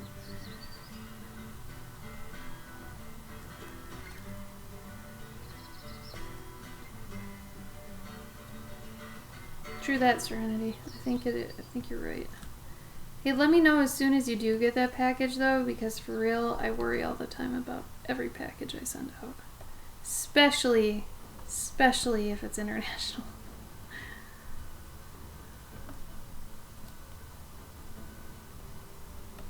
Alright. Let's see what kind of background. Do I want still yellows? Kinda. Oof. Ish.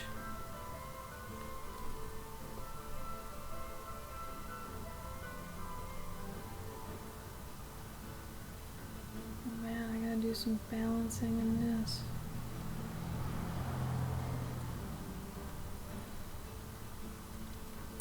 So another thing I'm already planning is in the background here of a lot of my shots, since it is kind of a micro world, I'm gonna need a lot of different, how am I gonna say this, like set pieces?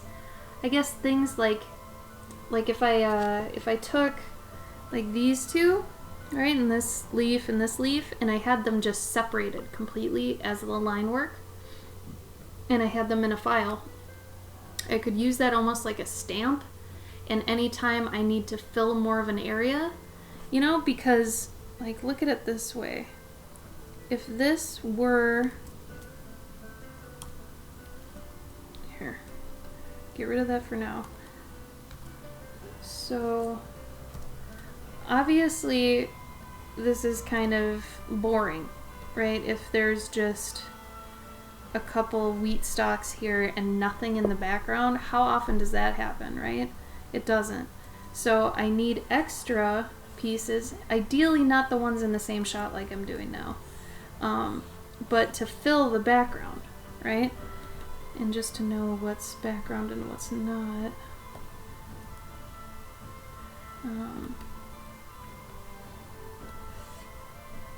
So you can tell here. Okay, so then I would put this behind here, and then outline this, obviously. Okay, and then go back to here, and you know, get rid of everything that's not. Oh Jesus, I forgot to invert it. Whatever. So you get the point though, right? That you're making basically your own filler images for the times you need extra stuff. So that, you know, you're not spending too much extra time doing kind of unnecessary work where you just need filler stuff. So like, alright, let's say that was my background piece, right? And then I'd set it in the back more like that. And then if I had other pieces that were hopefully different than this, I could put them back there, right? And just fill the space more so it's more believable. Because if you don't do that, it's going to seem kind of awkward. You know, you're going to have all these, like, just blank backgrounds where that doesn't really happen like that in nature, you know? So that sort of thing, obviously. So it would look a lot better than filled in, you know what I mean?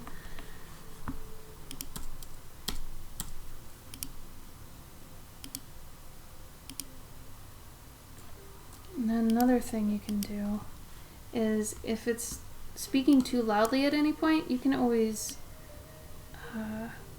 add like a fade off at the top of stuff.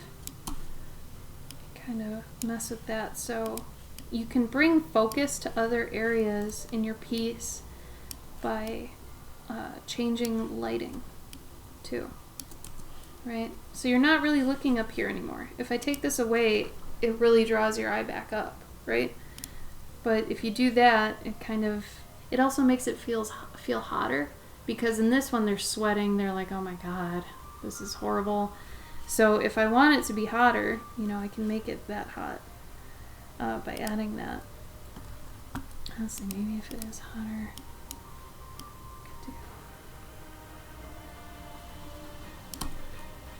Yeah. So that's an option.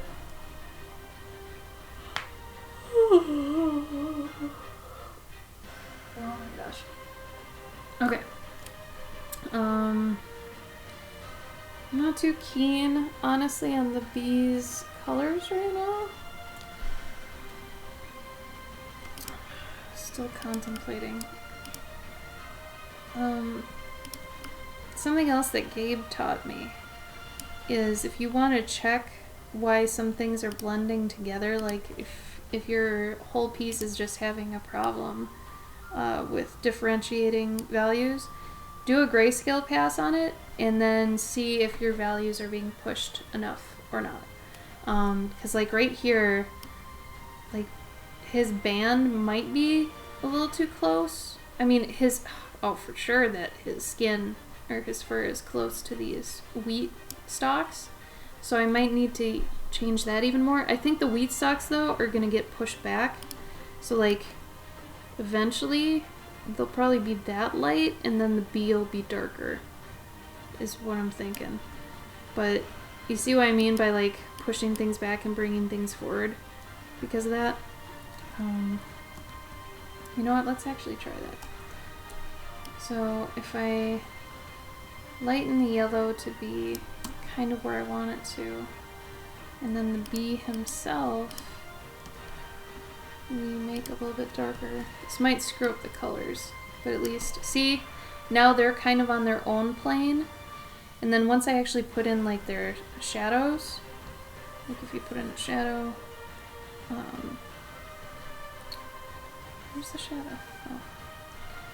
Put in a shadow, put in a shadow, put in a shadow, shadow, whatever, shadows.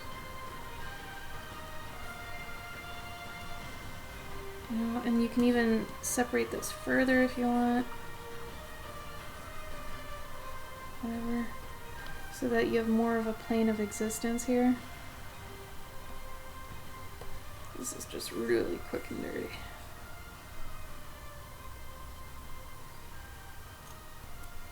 Alright, okay. So we got some really craptastic shadows going on, yeah.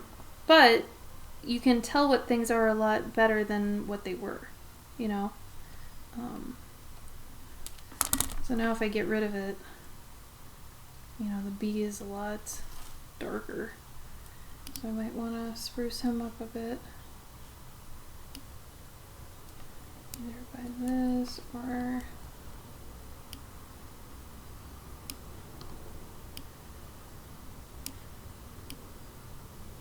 kind of do that. You can also blend your eyes, like blur your eyes. He's just not... He's too yellow.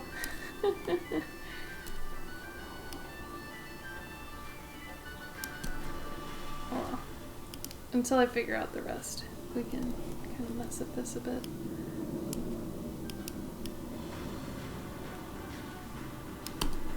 Usually I like a lot of subdued tones. He's gonna take some figuring out. Oh, okay, so flats are in flats. Alright, now, probably only have a half an hour left, I'm gonna say. I got a lot more to do. So to do the next part, once you have your flats in, and this is the part I was talking about where, you know, you want to do the line work a darker color than the inner color, the flat. So I made a new layer. I'm gonna go to a clipping mask, turn it into a clipping mask where it kind of indents it and has a little arrow here. So that means that anything below it is its new mask. So all the line art is fair game to be filled in, right? So to show kind of how that works, you see? So it only filled in the line art, right? But it will go, you know, just anywhere. So this is an easy way to color your line art if you gotta. So what I'm gonna do is I'm gonna eyedrop the colors here that I'm gonna start changing. Pick a darker version of that color. And then kind of just go. And this will push them back a lot more too and make them a lot less abrasive. And some people, I noticed this was a style thing for some people, they would maybe do the things in the background this way, but in the foreground they'd keep, the black. So that's an option too. But it softens things so much without losing your crispness of your lines, which I'm a big fan of that. I like seeing people's line work, but I really hate when artists will do a combination of painting and line work, because honestly I feel like you lose the painting, you lose the line work if something's over rendered. So I feel like if you put a lot of time into a lot of good line work, you should just do flats, honestly, and just leave it at flats. And there's nothing wrong if you just want to leave a piece as flats with really nice line work. It's still considered done. I had this problem a long time ago where I thought I had to render everything, and that was a really stupid misconception, but after I learned to let go of that, it really freed me to a lot of different other styles that made me happier to work in, because I don't like rendering. Rendering is one of my least favorite things to do. I always usually overdo it, or the joy is gone for me.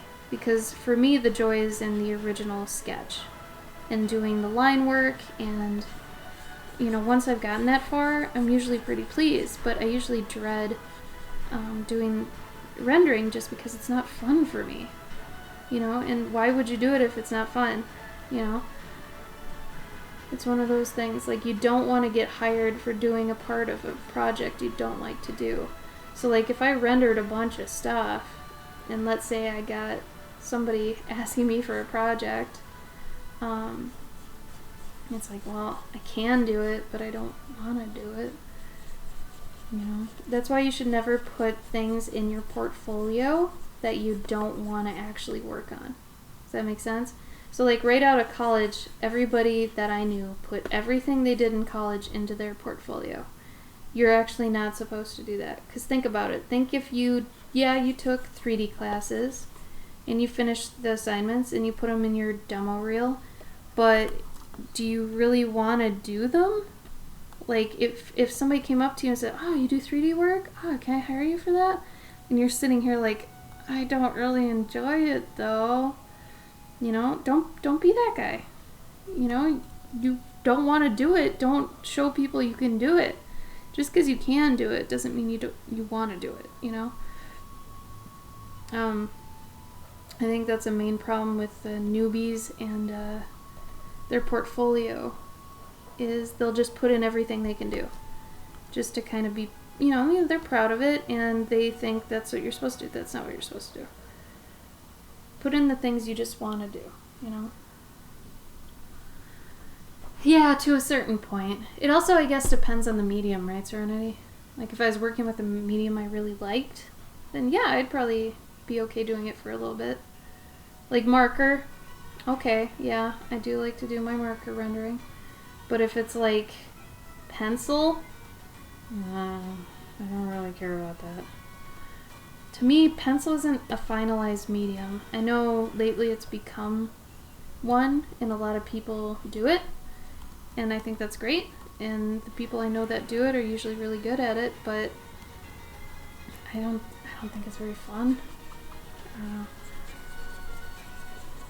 Also, if you have a chunk that you can just kind of select and fill, do that.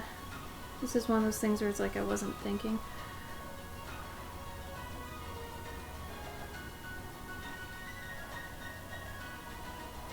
And this can get a little bit tedious too. Something that would probably cut this time down is to keep certain objects and things on their own layers, if that makes sense. So like if I wanted to keep this basket knowing what colors it's going to be on a different layer, that I could have just selected that layer and done this to it. So that would really cut my time in half. So knowing that, when I actually do the book or whatever, this is why you do a style frame. So you can learn these things before you're actually, in the depth of doing the actual book, and figure out ahead of time. Because if there's one thing I learned doing games, it was that planning is 80% and actual execution is about 20. Like you're gonna want to plan more than you actually execute. Like if you plan well, execution, like actually carrying it out, should be a breeze. Like if you know you planned well. It's the measure twice, cut once idea, I believe.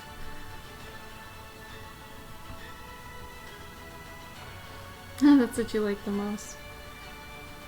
I totally understand. Oh my god, this Photoshop update's killing me. They made it so, you know how you press shift in the past to hold it to, you know, constrained proportions? So it just does this.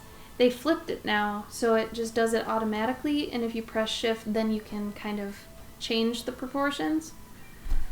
I am so acclimated to the other way that I keep screwing up, I guess. It messes me up, man. Alright.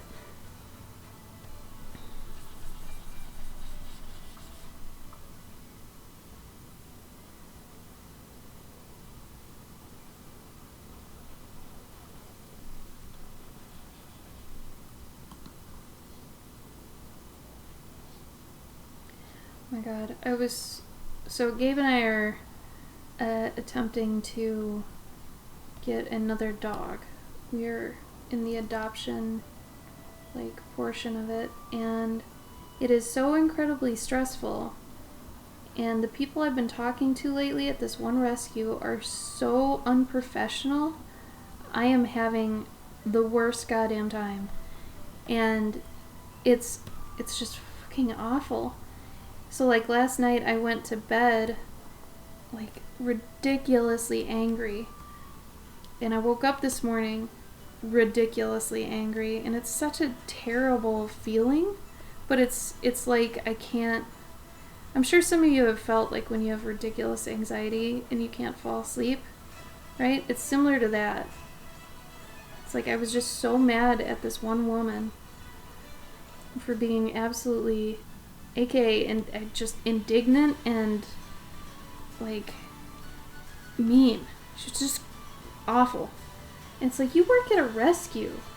How are you this much of a bee, you know? It's so weird. It's so, that feeling is just god awful. And you can't stop, the, what's it called? The what if cycle, I think they call it. Because I was looking up, I'm like, how do you stop this perpetual anger, talking, thinking, blah, blah, blah, right?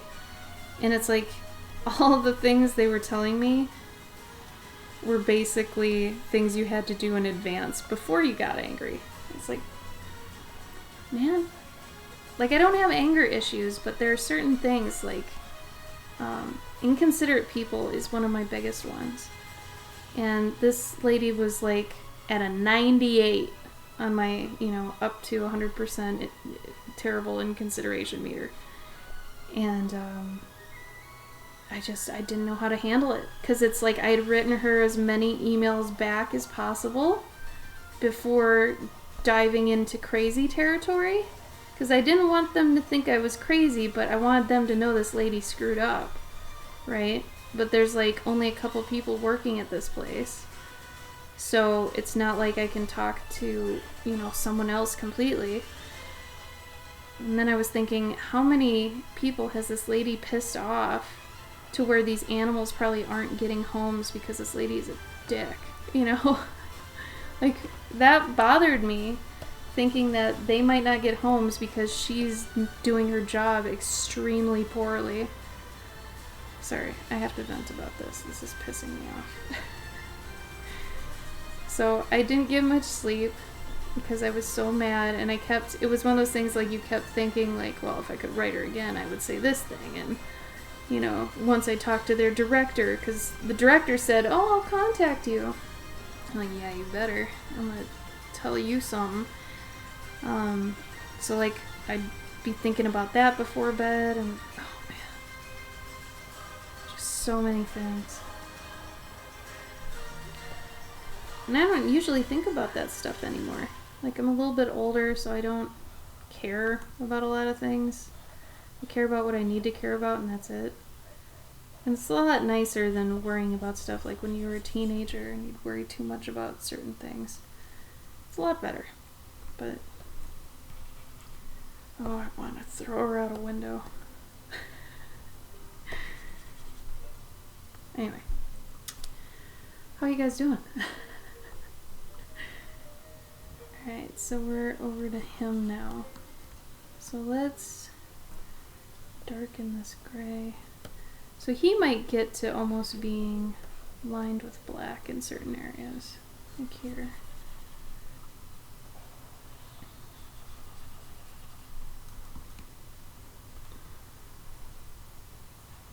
I would almost suggest doing every single piece you know is going to be colored differently on a different layer. Because sometimes you can screw up and bleed over into another area.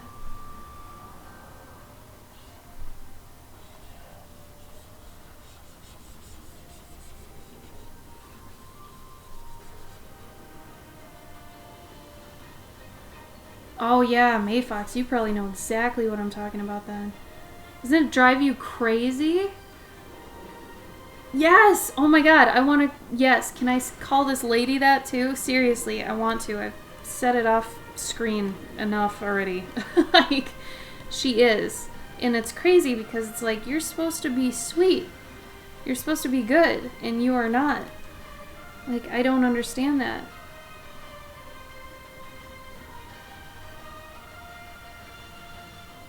Oh my god. Anyway.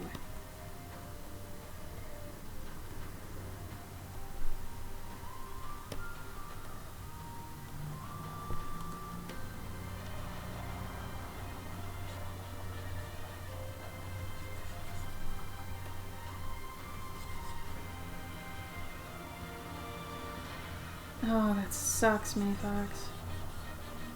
Those kind of triggers are horrible.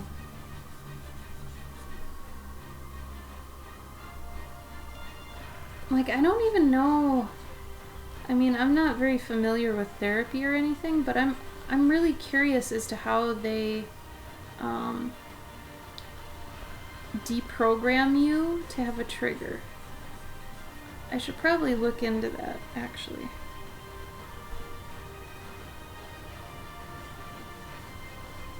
I'm very curious about that. Like, how do you get deprogrammed from having a trigger? Or is it something that you can't? Like, you're stuck with it. Like, how does that work?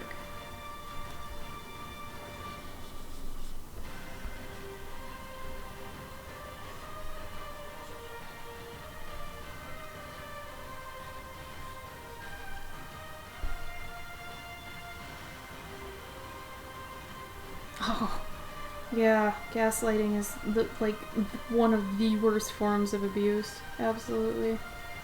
That's horrible. If she's doing that, she's just an awful damn person.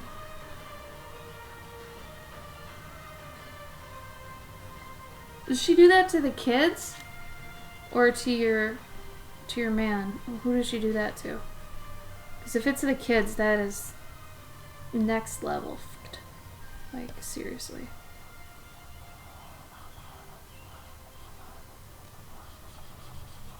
So what is nice about once you get all the colors down, technically you're flatting the lines here. So once you get those in, you can just refill it if you don't like the color. So if I think this color's too light, which I do, I can pick a new one and then just... Oh, well, it was too close here. I got turned on the tolerance. There you go. So you can just do that and be like, oh yeah, okay.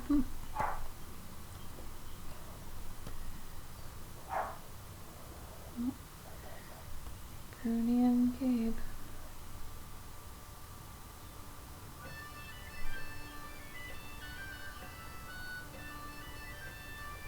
Wow. Damn. That's gotta be rough.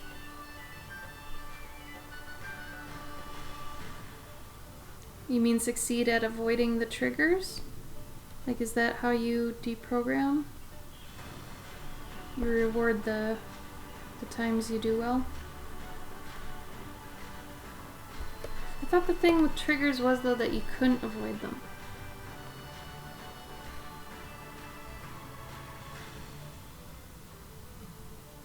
Is she into drugs? Seems like a drug thing.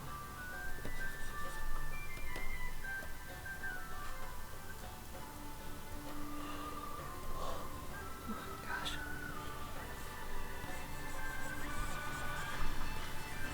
Oh, see? This is why I should have done the B separate. Gotta be more careful so I don't accidentally color the wheat. I might just have to here.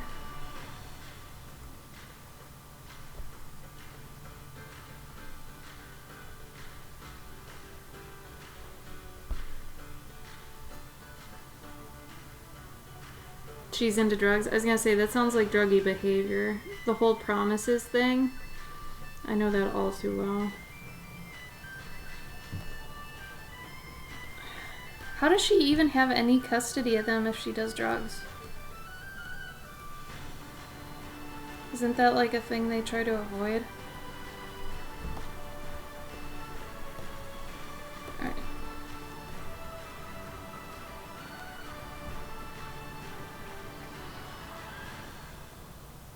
Well, I'm glad changing the B's line color made him look more fluffy. That makes me happy. God, I better be able to sleep tonight.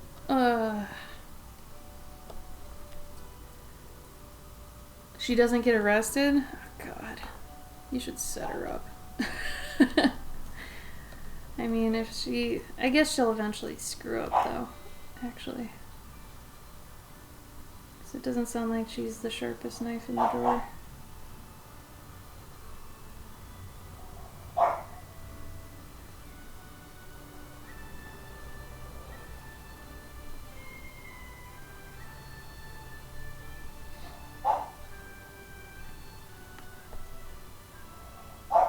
I was too furious. Yeah, Serenity. I was up. So I think Gabe and I went to bed. Midnight? Maybe? We try to go to bed around midnight. And I think he fell asleep around 1. And I think I was up till 3. And then I woke up and I started thinking about it right away because I'm expecting some kind of contact from their director, so I was worried she was gonna like contact me early in the morning. And so I stayed up at like 9:30, so for me I need like 7 or 8 hours of sleep to not be a bitch. But I think last night I maybe got 5 or 6. Ugh. So for our new dog, do you want to see who we're looking at? You guys don't apply for him. I want to win him.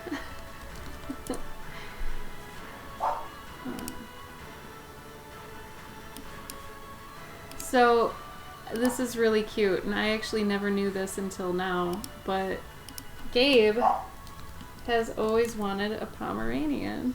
You guys, can you imagine Gabe holding a little Pom? Can you? Well, we want this guy. However, this is the new one I found today that I applied for. There is another one that the bitches that I've been talking about, the mean, awful, crazy, literally crazy. I don't like to call women crazy, but these ladies are crazy. There's another one we wanted, and oh my God. I basically gave up on that one because I was fighting for it. And this lady just, I had said a word that just triggered her so bad she denied me. She didn't even let me explain. She didn't even ask me any questions. She was absolutely rude, unprofessional, aggressive, completely just horrible to me. Out of nowhere. So she has some hang-ups somewhere. All these people are volunteers too, so it's like, can you get mad at them? They should be not in an area that they suck at, you know? Just saying. Anyway, kind of want to get her fired. I'll talk about that another time. But anyway, that was for a different one. This one, though, is a new one, and his rescue seems really nice. So I want to try for him. Gabe loves him, too. So he seems good. And I think he'd be a good brother for Bruni. They'd be really cute.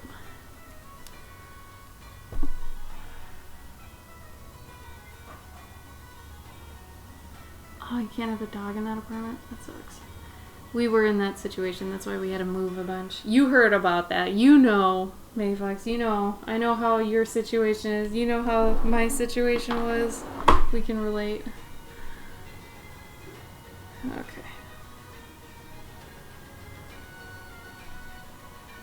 But we always wanted to have one rescue and one from a breeder. So, well on the way for that. How old is he? I think it should say. I think he was 3 years? How old is he? 3 years old. Yeah. He's a baby. So 3 years is still pretty good because he can be an older brother to Bruni. Because Bruni is 8 months? 8 months now? So she needs just a friend. Like, I think it would really help her. She's not a bad dog by any means. Like, Bruni is a fantastic dog. But there are things, she's very demanding. Like, she wants to play a lot, and, you know, Gabe and I will drop everything and play with her, but then she'll, like, she'll want it again right away, and she won't even realize she's tired.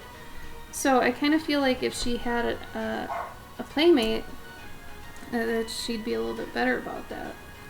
I think she would, you know, and I think she'd like it, especially having somebody to roughhouse with at any point in the day. It's just, I think since we're home all the time, she's been very spoiled. Like, she hasn't been alone at all since we got her. So that's 8 months, and we've always had someone at home. That also means Gabe and I haven't gone out for any dates, dinners, nothing in over 8 months. Which is fine, we're okay with that. But she is very demanding. And the other dogs I've had haven't been as demanding as her, so I'm guessing it's because she's so used to us being here. So I'm guessing she might have separation anxiety sometime. Yeah, Bruni's she's so spoiled. She's barking at Gabe right now for probably him doing nothing wrong. He's probably trying to play with her. Yeah, I'd really like a senior dog. Honestly, I keep trying to push for it, but then Gabe always comes back with the, you know, we're freelance, they're probably going to die soon, and we don't have money for that. And I'm like, yeah, you're right. So it's easier for us right now to not have one, but God, when I get older, I want to just have a bunch of senior dogs. I can't have cats. We're allergic to cats, both of us, funny enough. I grew up with like 8 cats, and I wasn't allergic. It's the weirdest thing. And I learned your allergies can change every 7 years. That's what a doctor or something told me, and I was like, what? It's ridiculous. Apparently it's true. Your allergies can change, so the cats that I tried to adopt, what was it, like 8 years ago now? I tried to adopt cats about 8 years ago, and I had them at my apartment for a while, and I just got severely ill, and it sucked. I had to bring them back. Okay, let's try... Oh God. Hold on, I have an itch in my throat.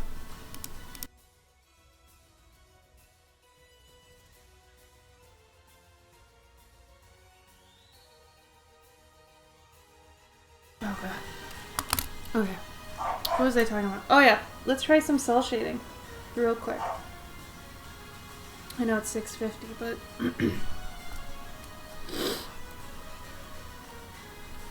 let's see. So this is similar to the line work, but you want to make sure it's still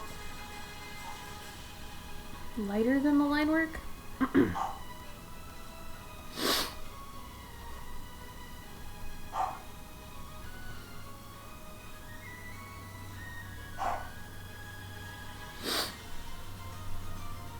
Can you guys hear the barking?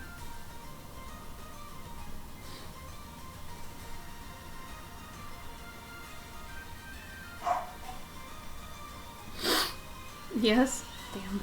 Sorry, is it annoying? I know she just wants to come out. He's in the room with her. Not really. Okay. Is it kind of in the background? Like not very loud?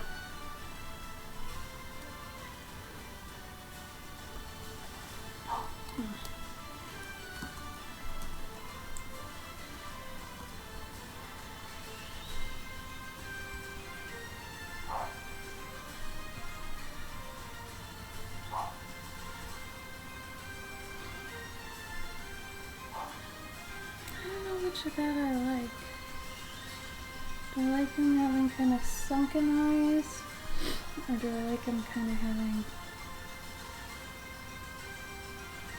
I don't know.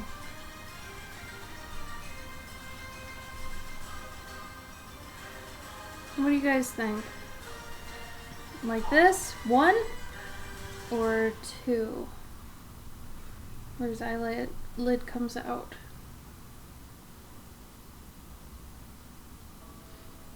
She's very talkative. Yeah. I like it though when she's when she does her like that's her chittering, like her bully talk. But barking, good lord, her barks are pretty shrill. Okay, so you like this one? Oh goodness. Yeah, I think I like that one too. The other one makes him look kind of drugged. Isn't that weird how different it looks? Yeah, you're totally right. Like this way, I feel like these are people's actual like eye shapes. So like this is, what is that, like a sunken eye, and this one's like a hooded eye or something. It's so weird. Okay.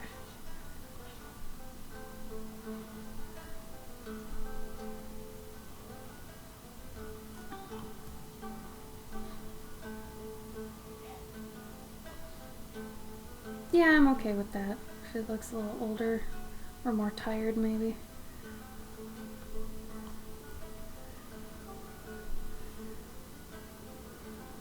I don't know about that.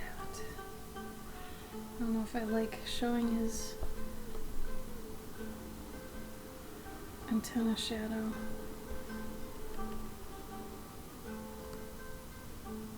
That's tough too. Man. Alright, let's go over to the Maybells.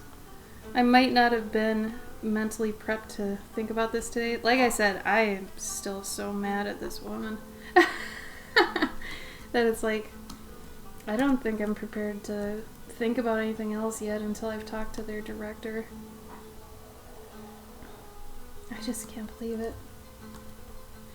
Oh, someone's cooking something? I don't know. Or lighting something on fire? Smells good though.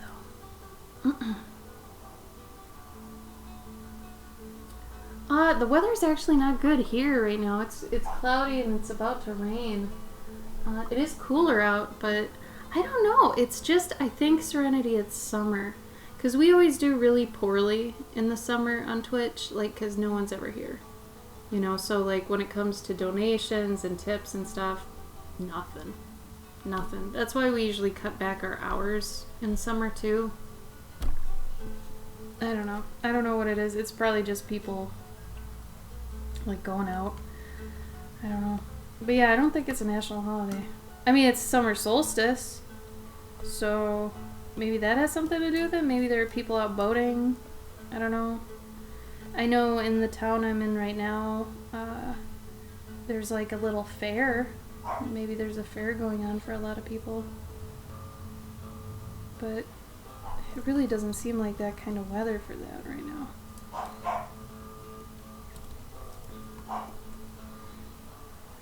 I hope Gabe's not that mad at her right now. Poor Gabe.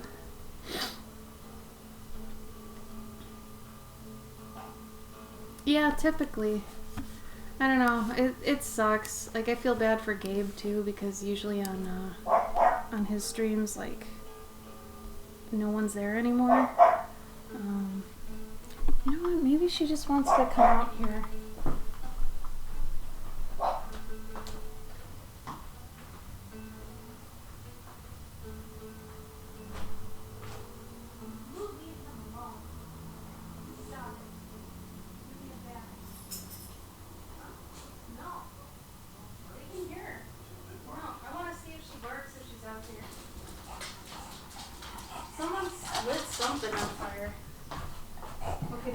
Noise though. You don't get to bark. No barking. Or else you're going back in with Papa. Let's see how this goes. For like the last little bit of time. Here. Take this. Where is it? Where's your squeaker? Get your squeaker. Squeaker. Get it. If she starts barking, I'll take her back in. She seems pretty lit right now.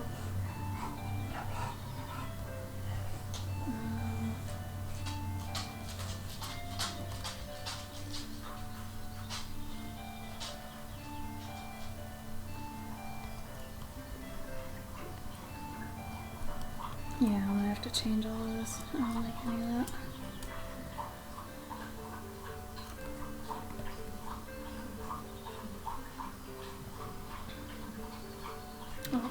Oh,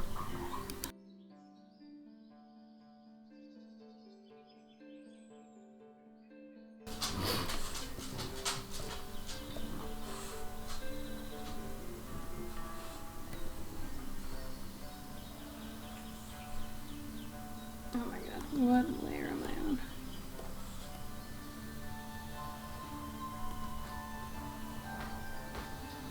I think she really wanted some water.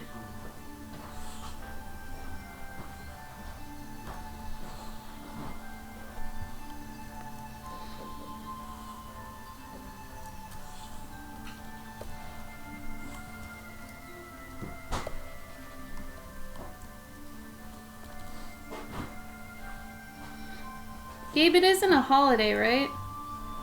No. Okay. Yeah, no holiday serenity. I don't know what it is.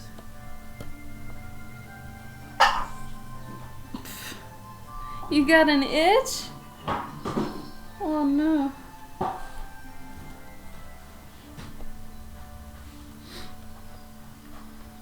Smells like someone stirred some kind of fire. You got itchies?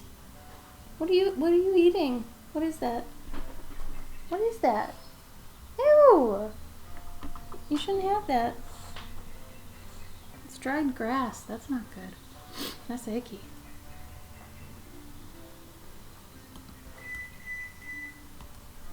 Dogs leave with me, I guess. Hey! Hey! Shh! No. Don't do it. Here. Where's your ladybug? She wants to eat my tablet pen. Come here. What's that? What's that? Get it. Do you need help with that? No. You gotta push the button 60 times. No. Hold it down.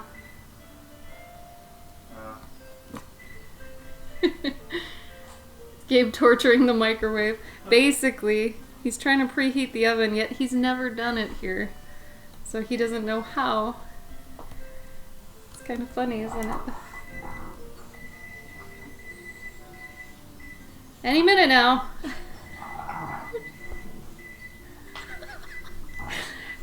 Are you trying to be funny? No. Okay.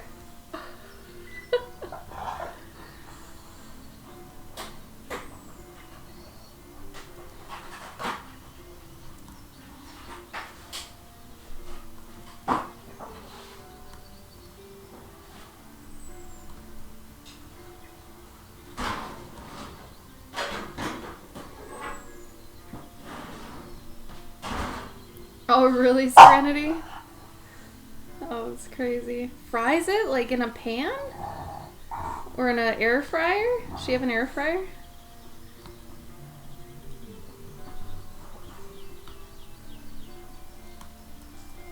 If I'm moving around, it's because I'm playing with the dog with my foot.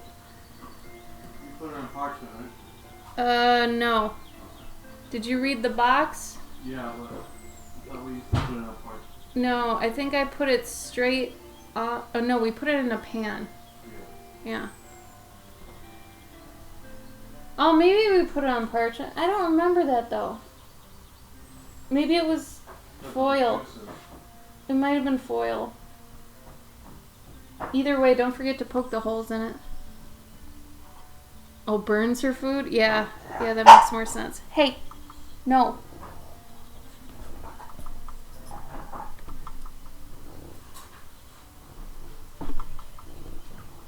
Why don't you go see what Papa's doing? What's Papa doing? Here. You wanna go backyard? Come here. Ready? 1, 2, 3. Go.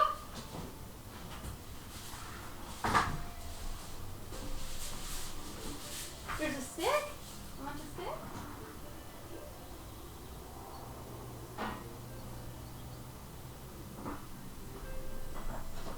Can't bring it in the house. Gotta chew it out there.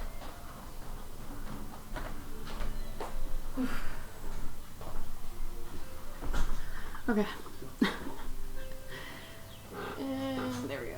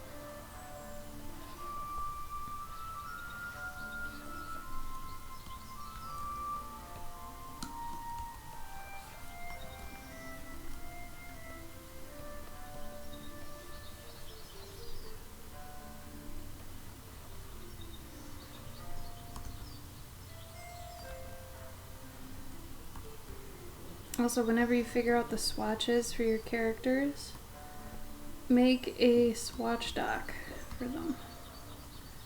So you can, it's basically what I'm doing right now, going back and forth between these images and eyedropping, but you could do it for each one of your characters and have them in the same document, and that can really help.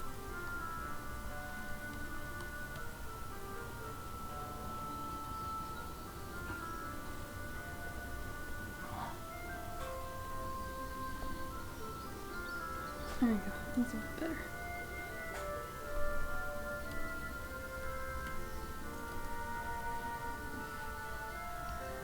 This wheat still needs a lot of work, but I don't feel like doing it right now.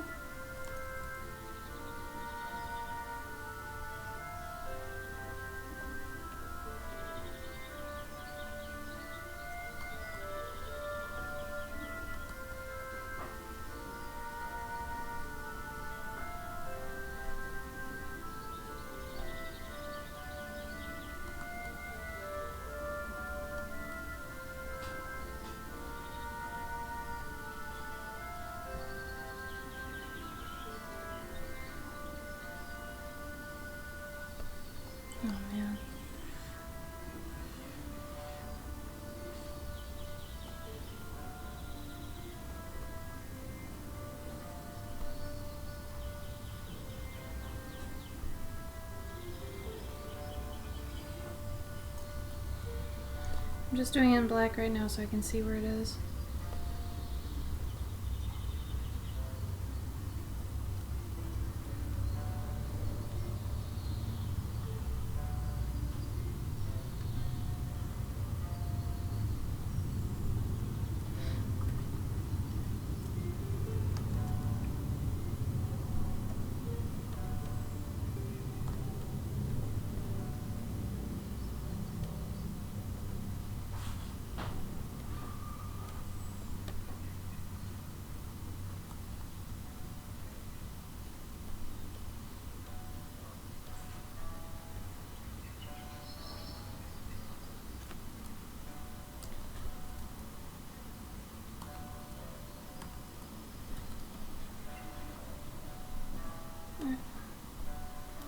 I guess good enough for now.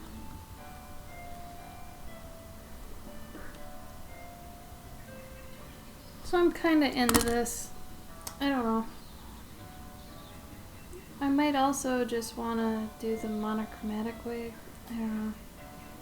I didn't do any cell shading in the background. Or might in the future. I also might change the grass to be green.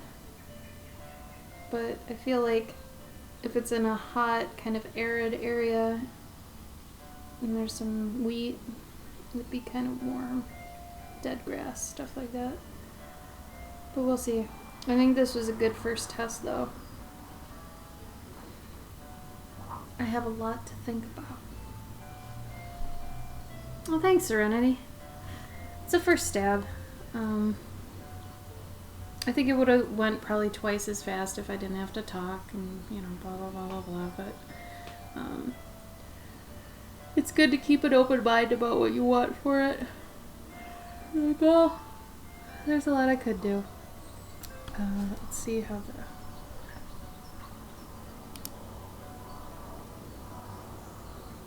the... Yeah, I think adding some shading on the background would probably be good.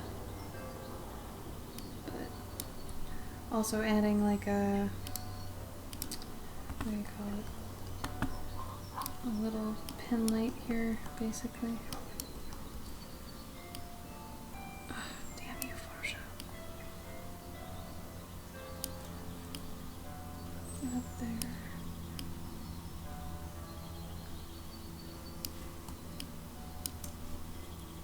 Now I don't know any of the keystrokes, like they changed a bunch of crap.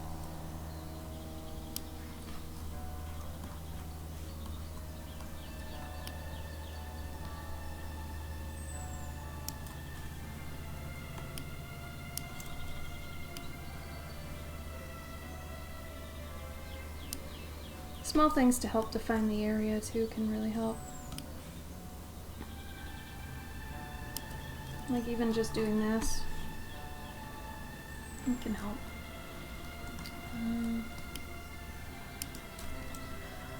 Okay.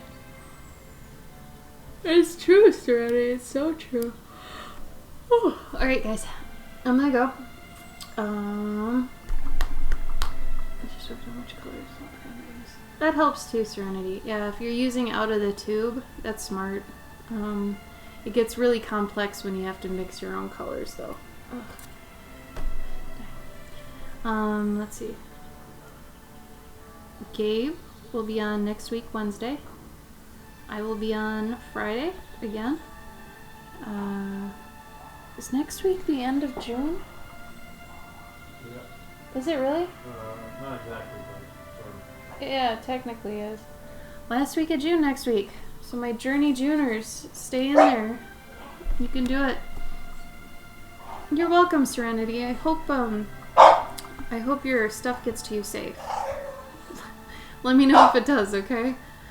We're gonna go eat. Thank you guys so much for coming, alright? We'll see you later. Bye!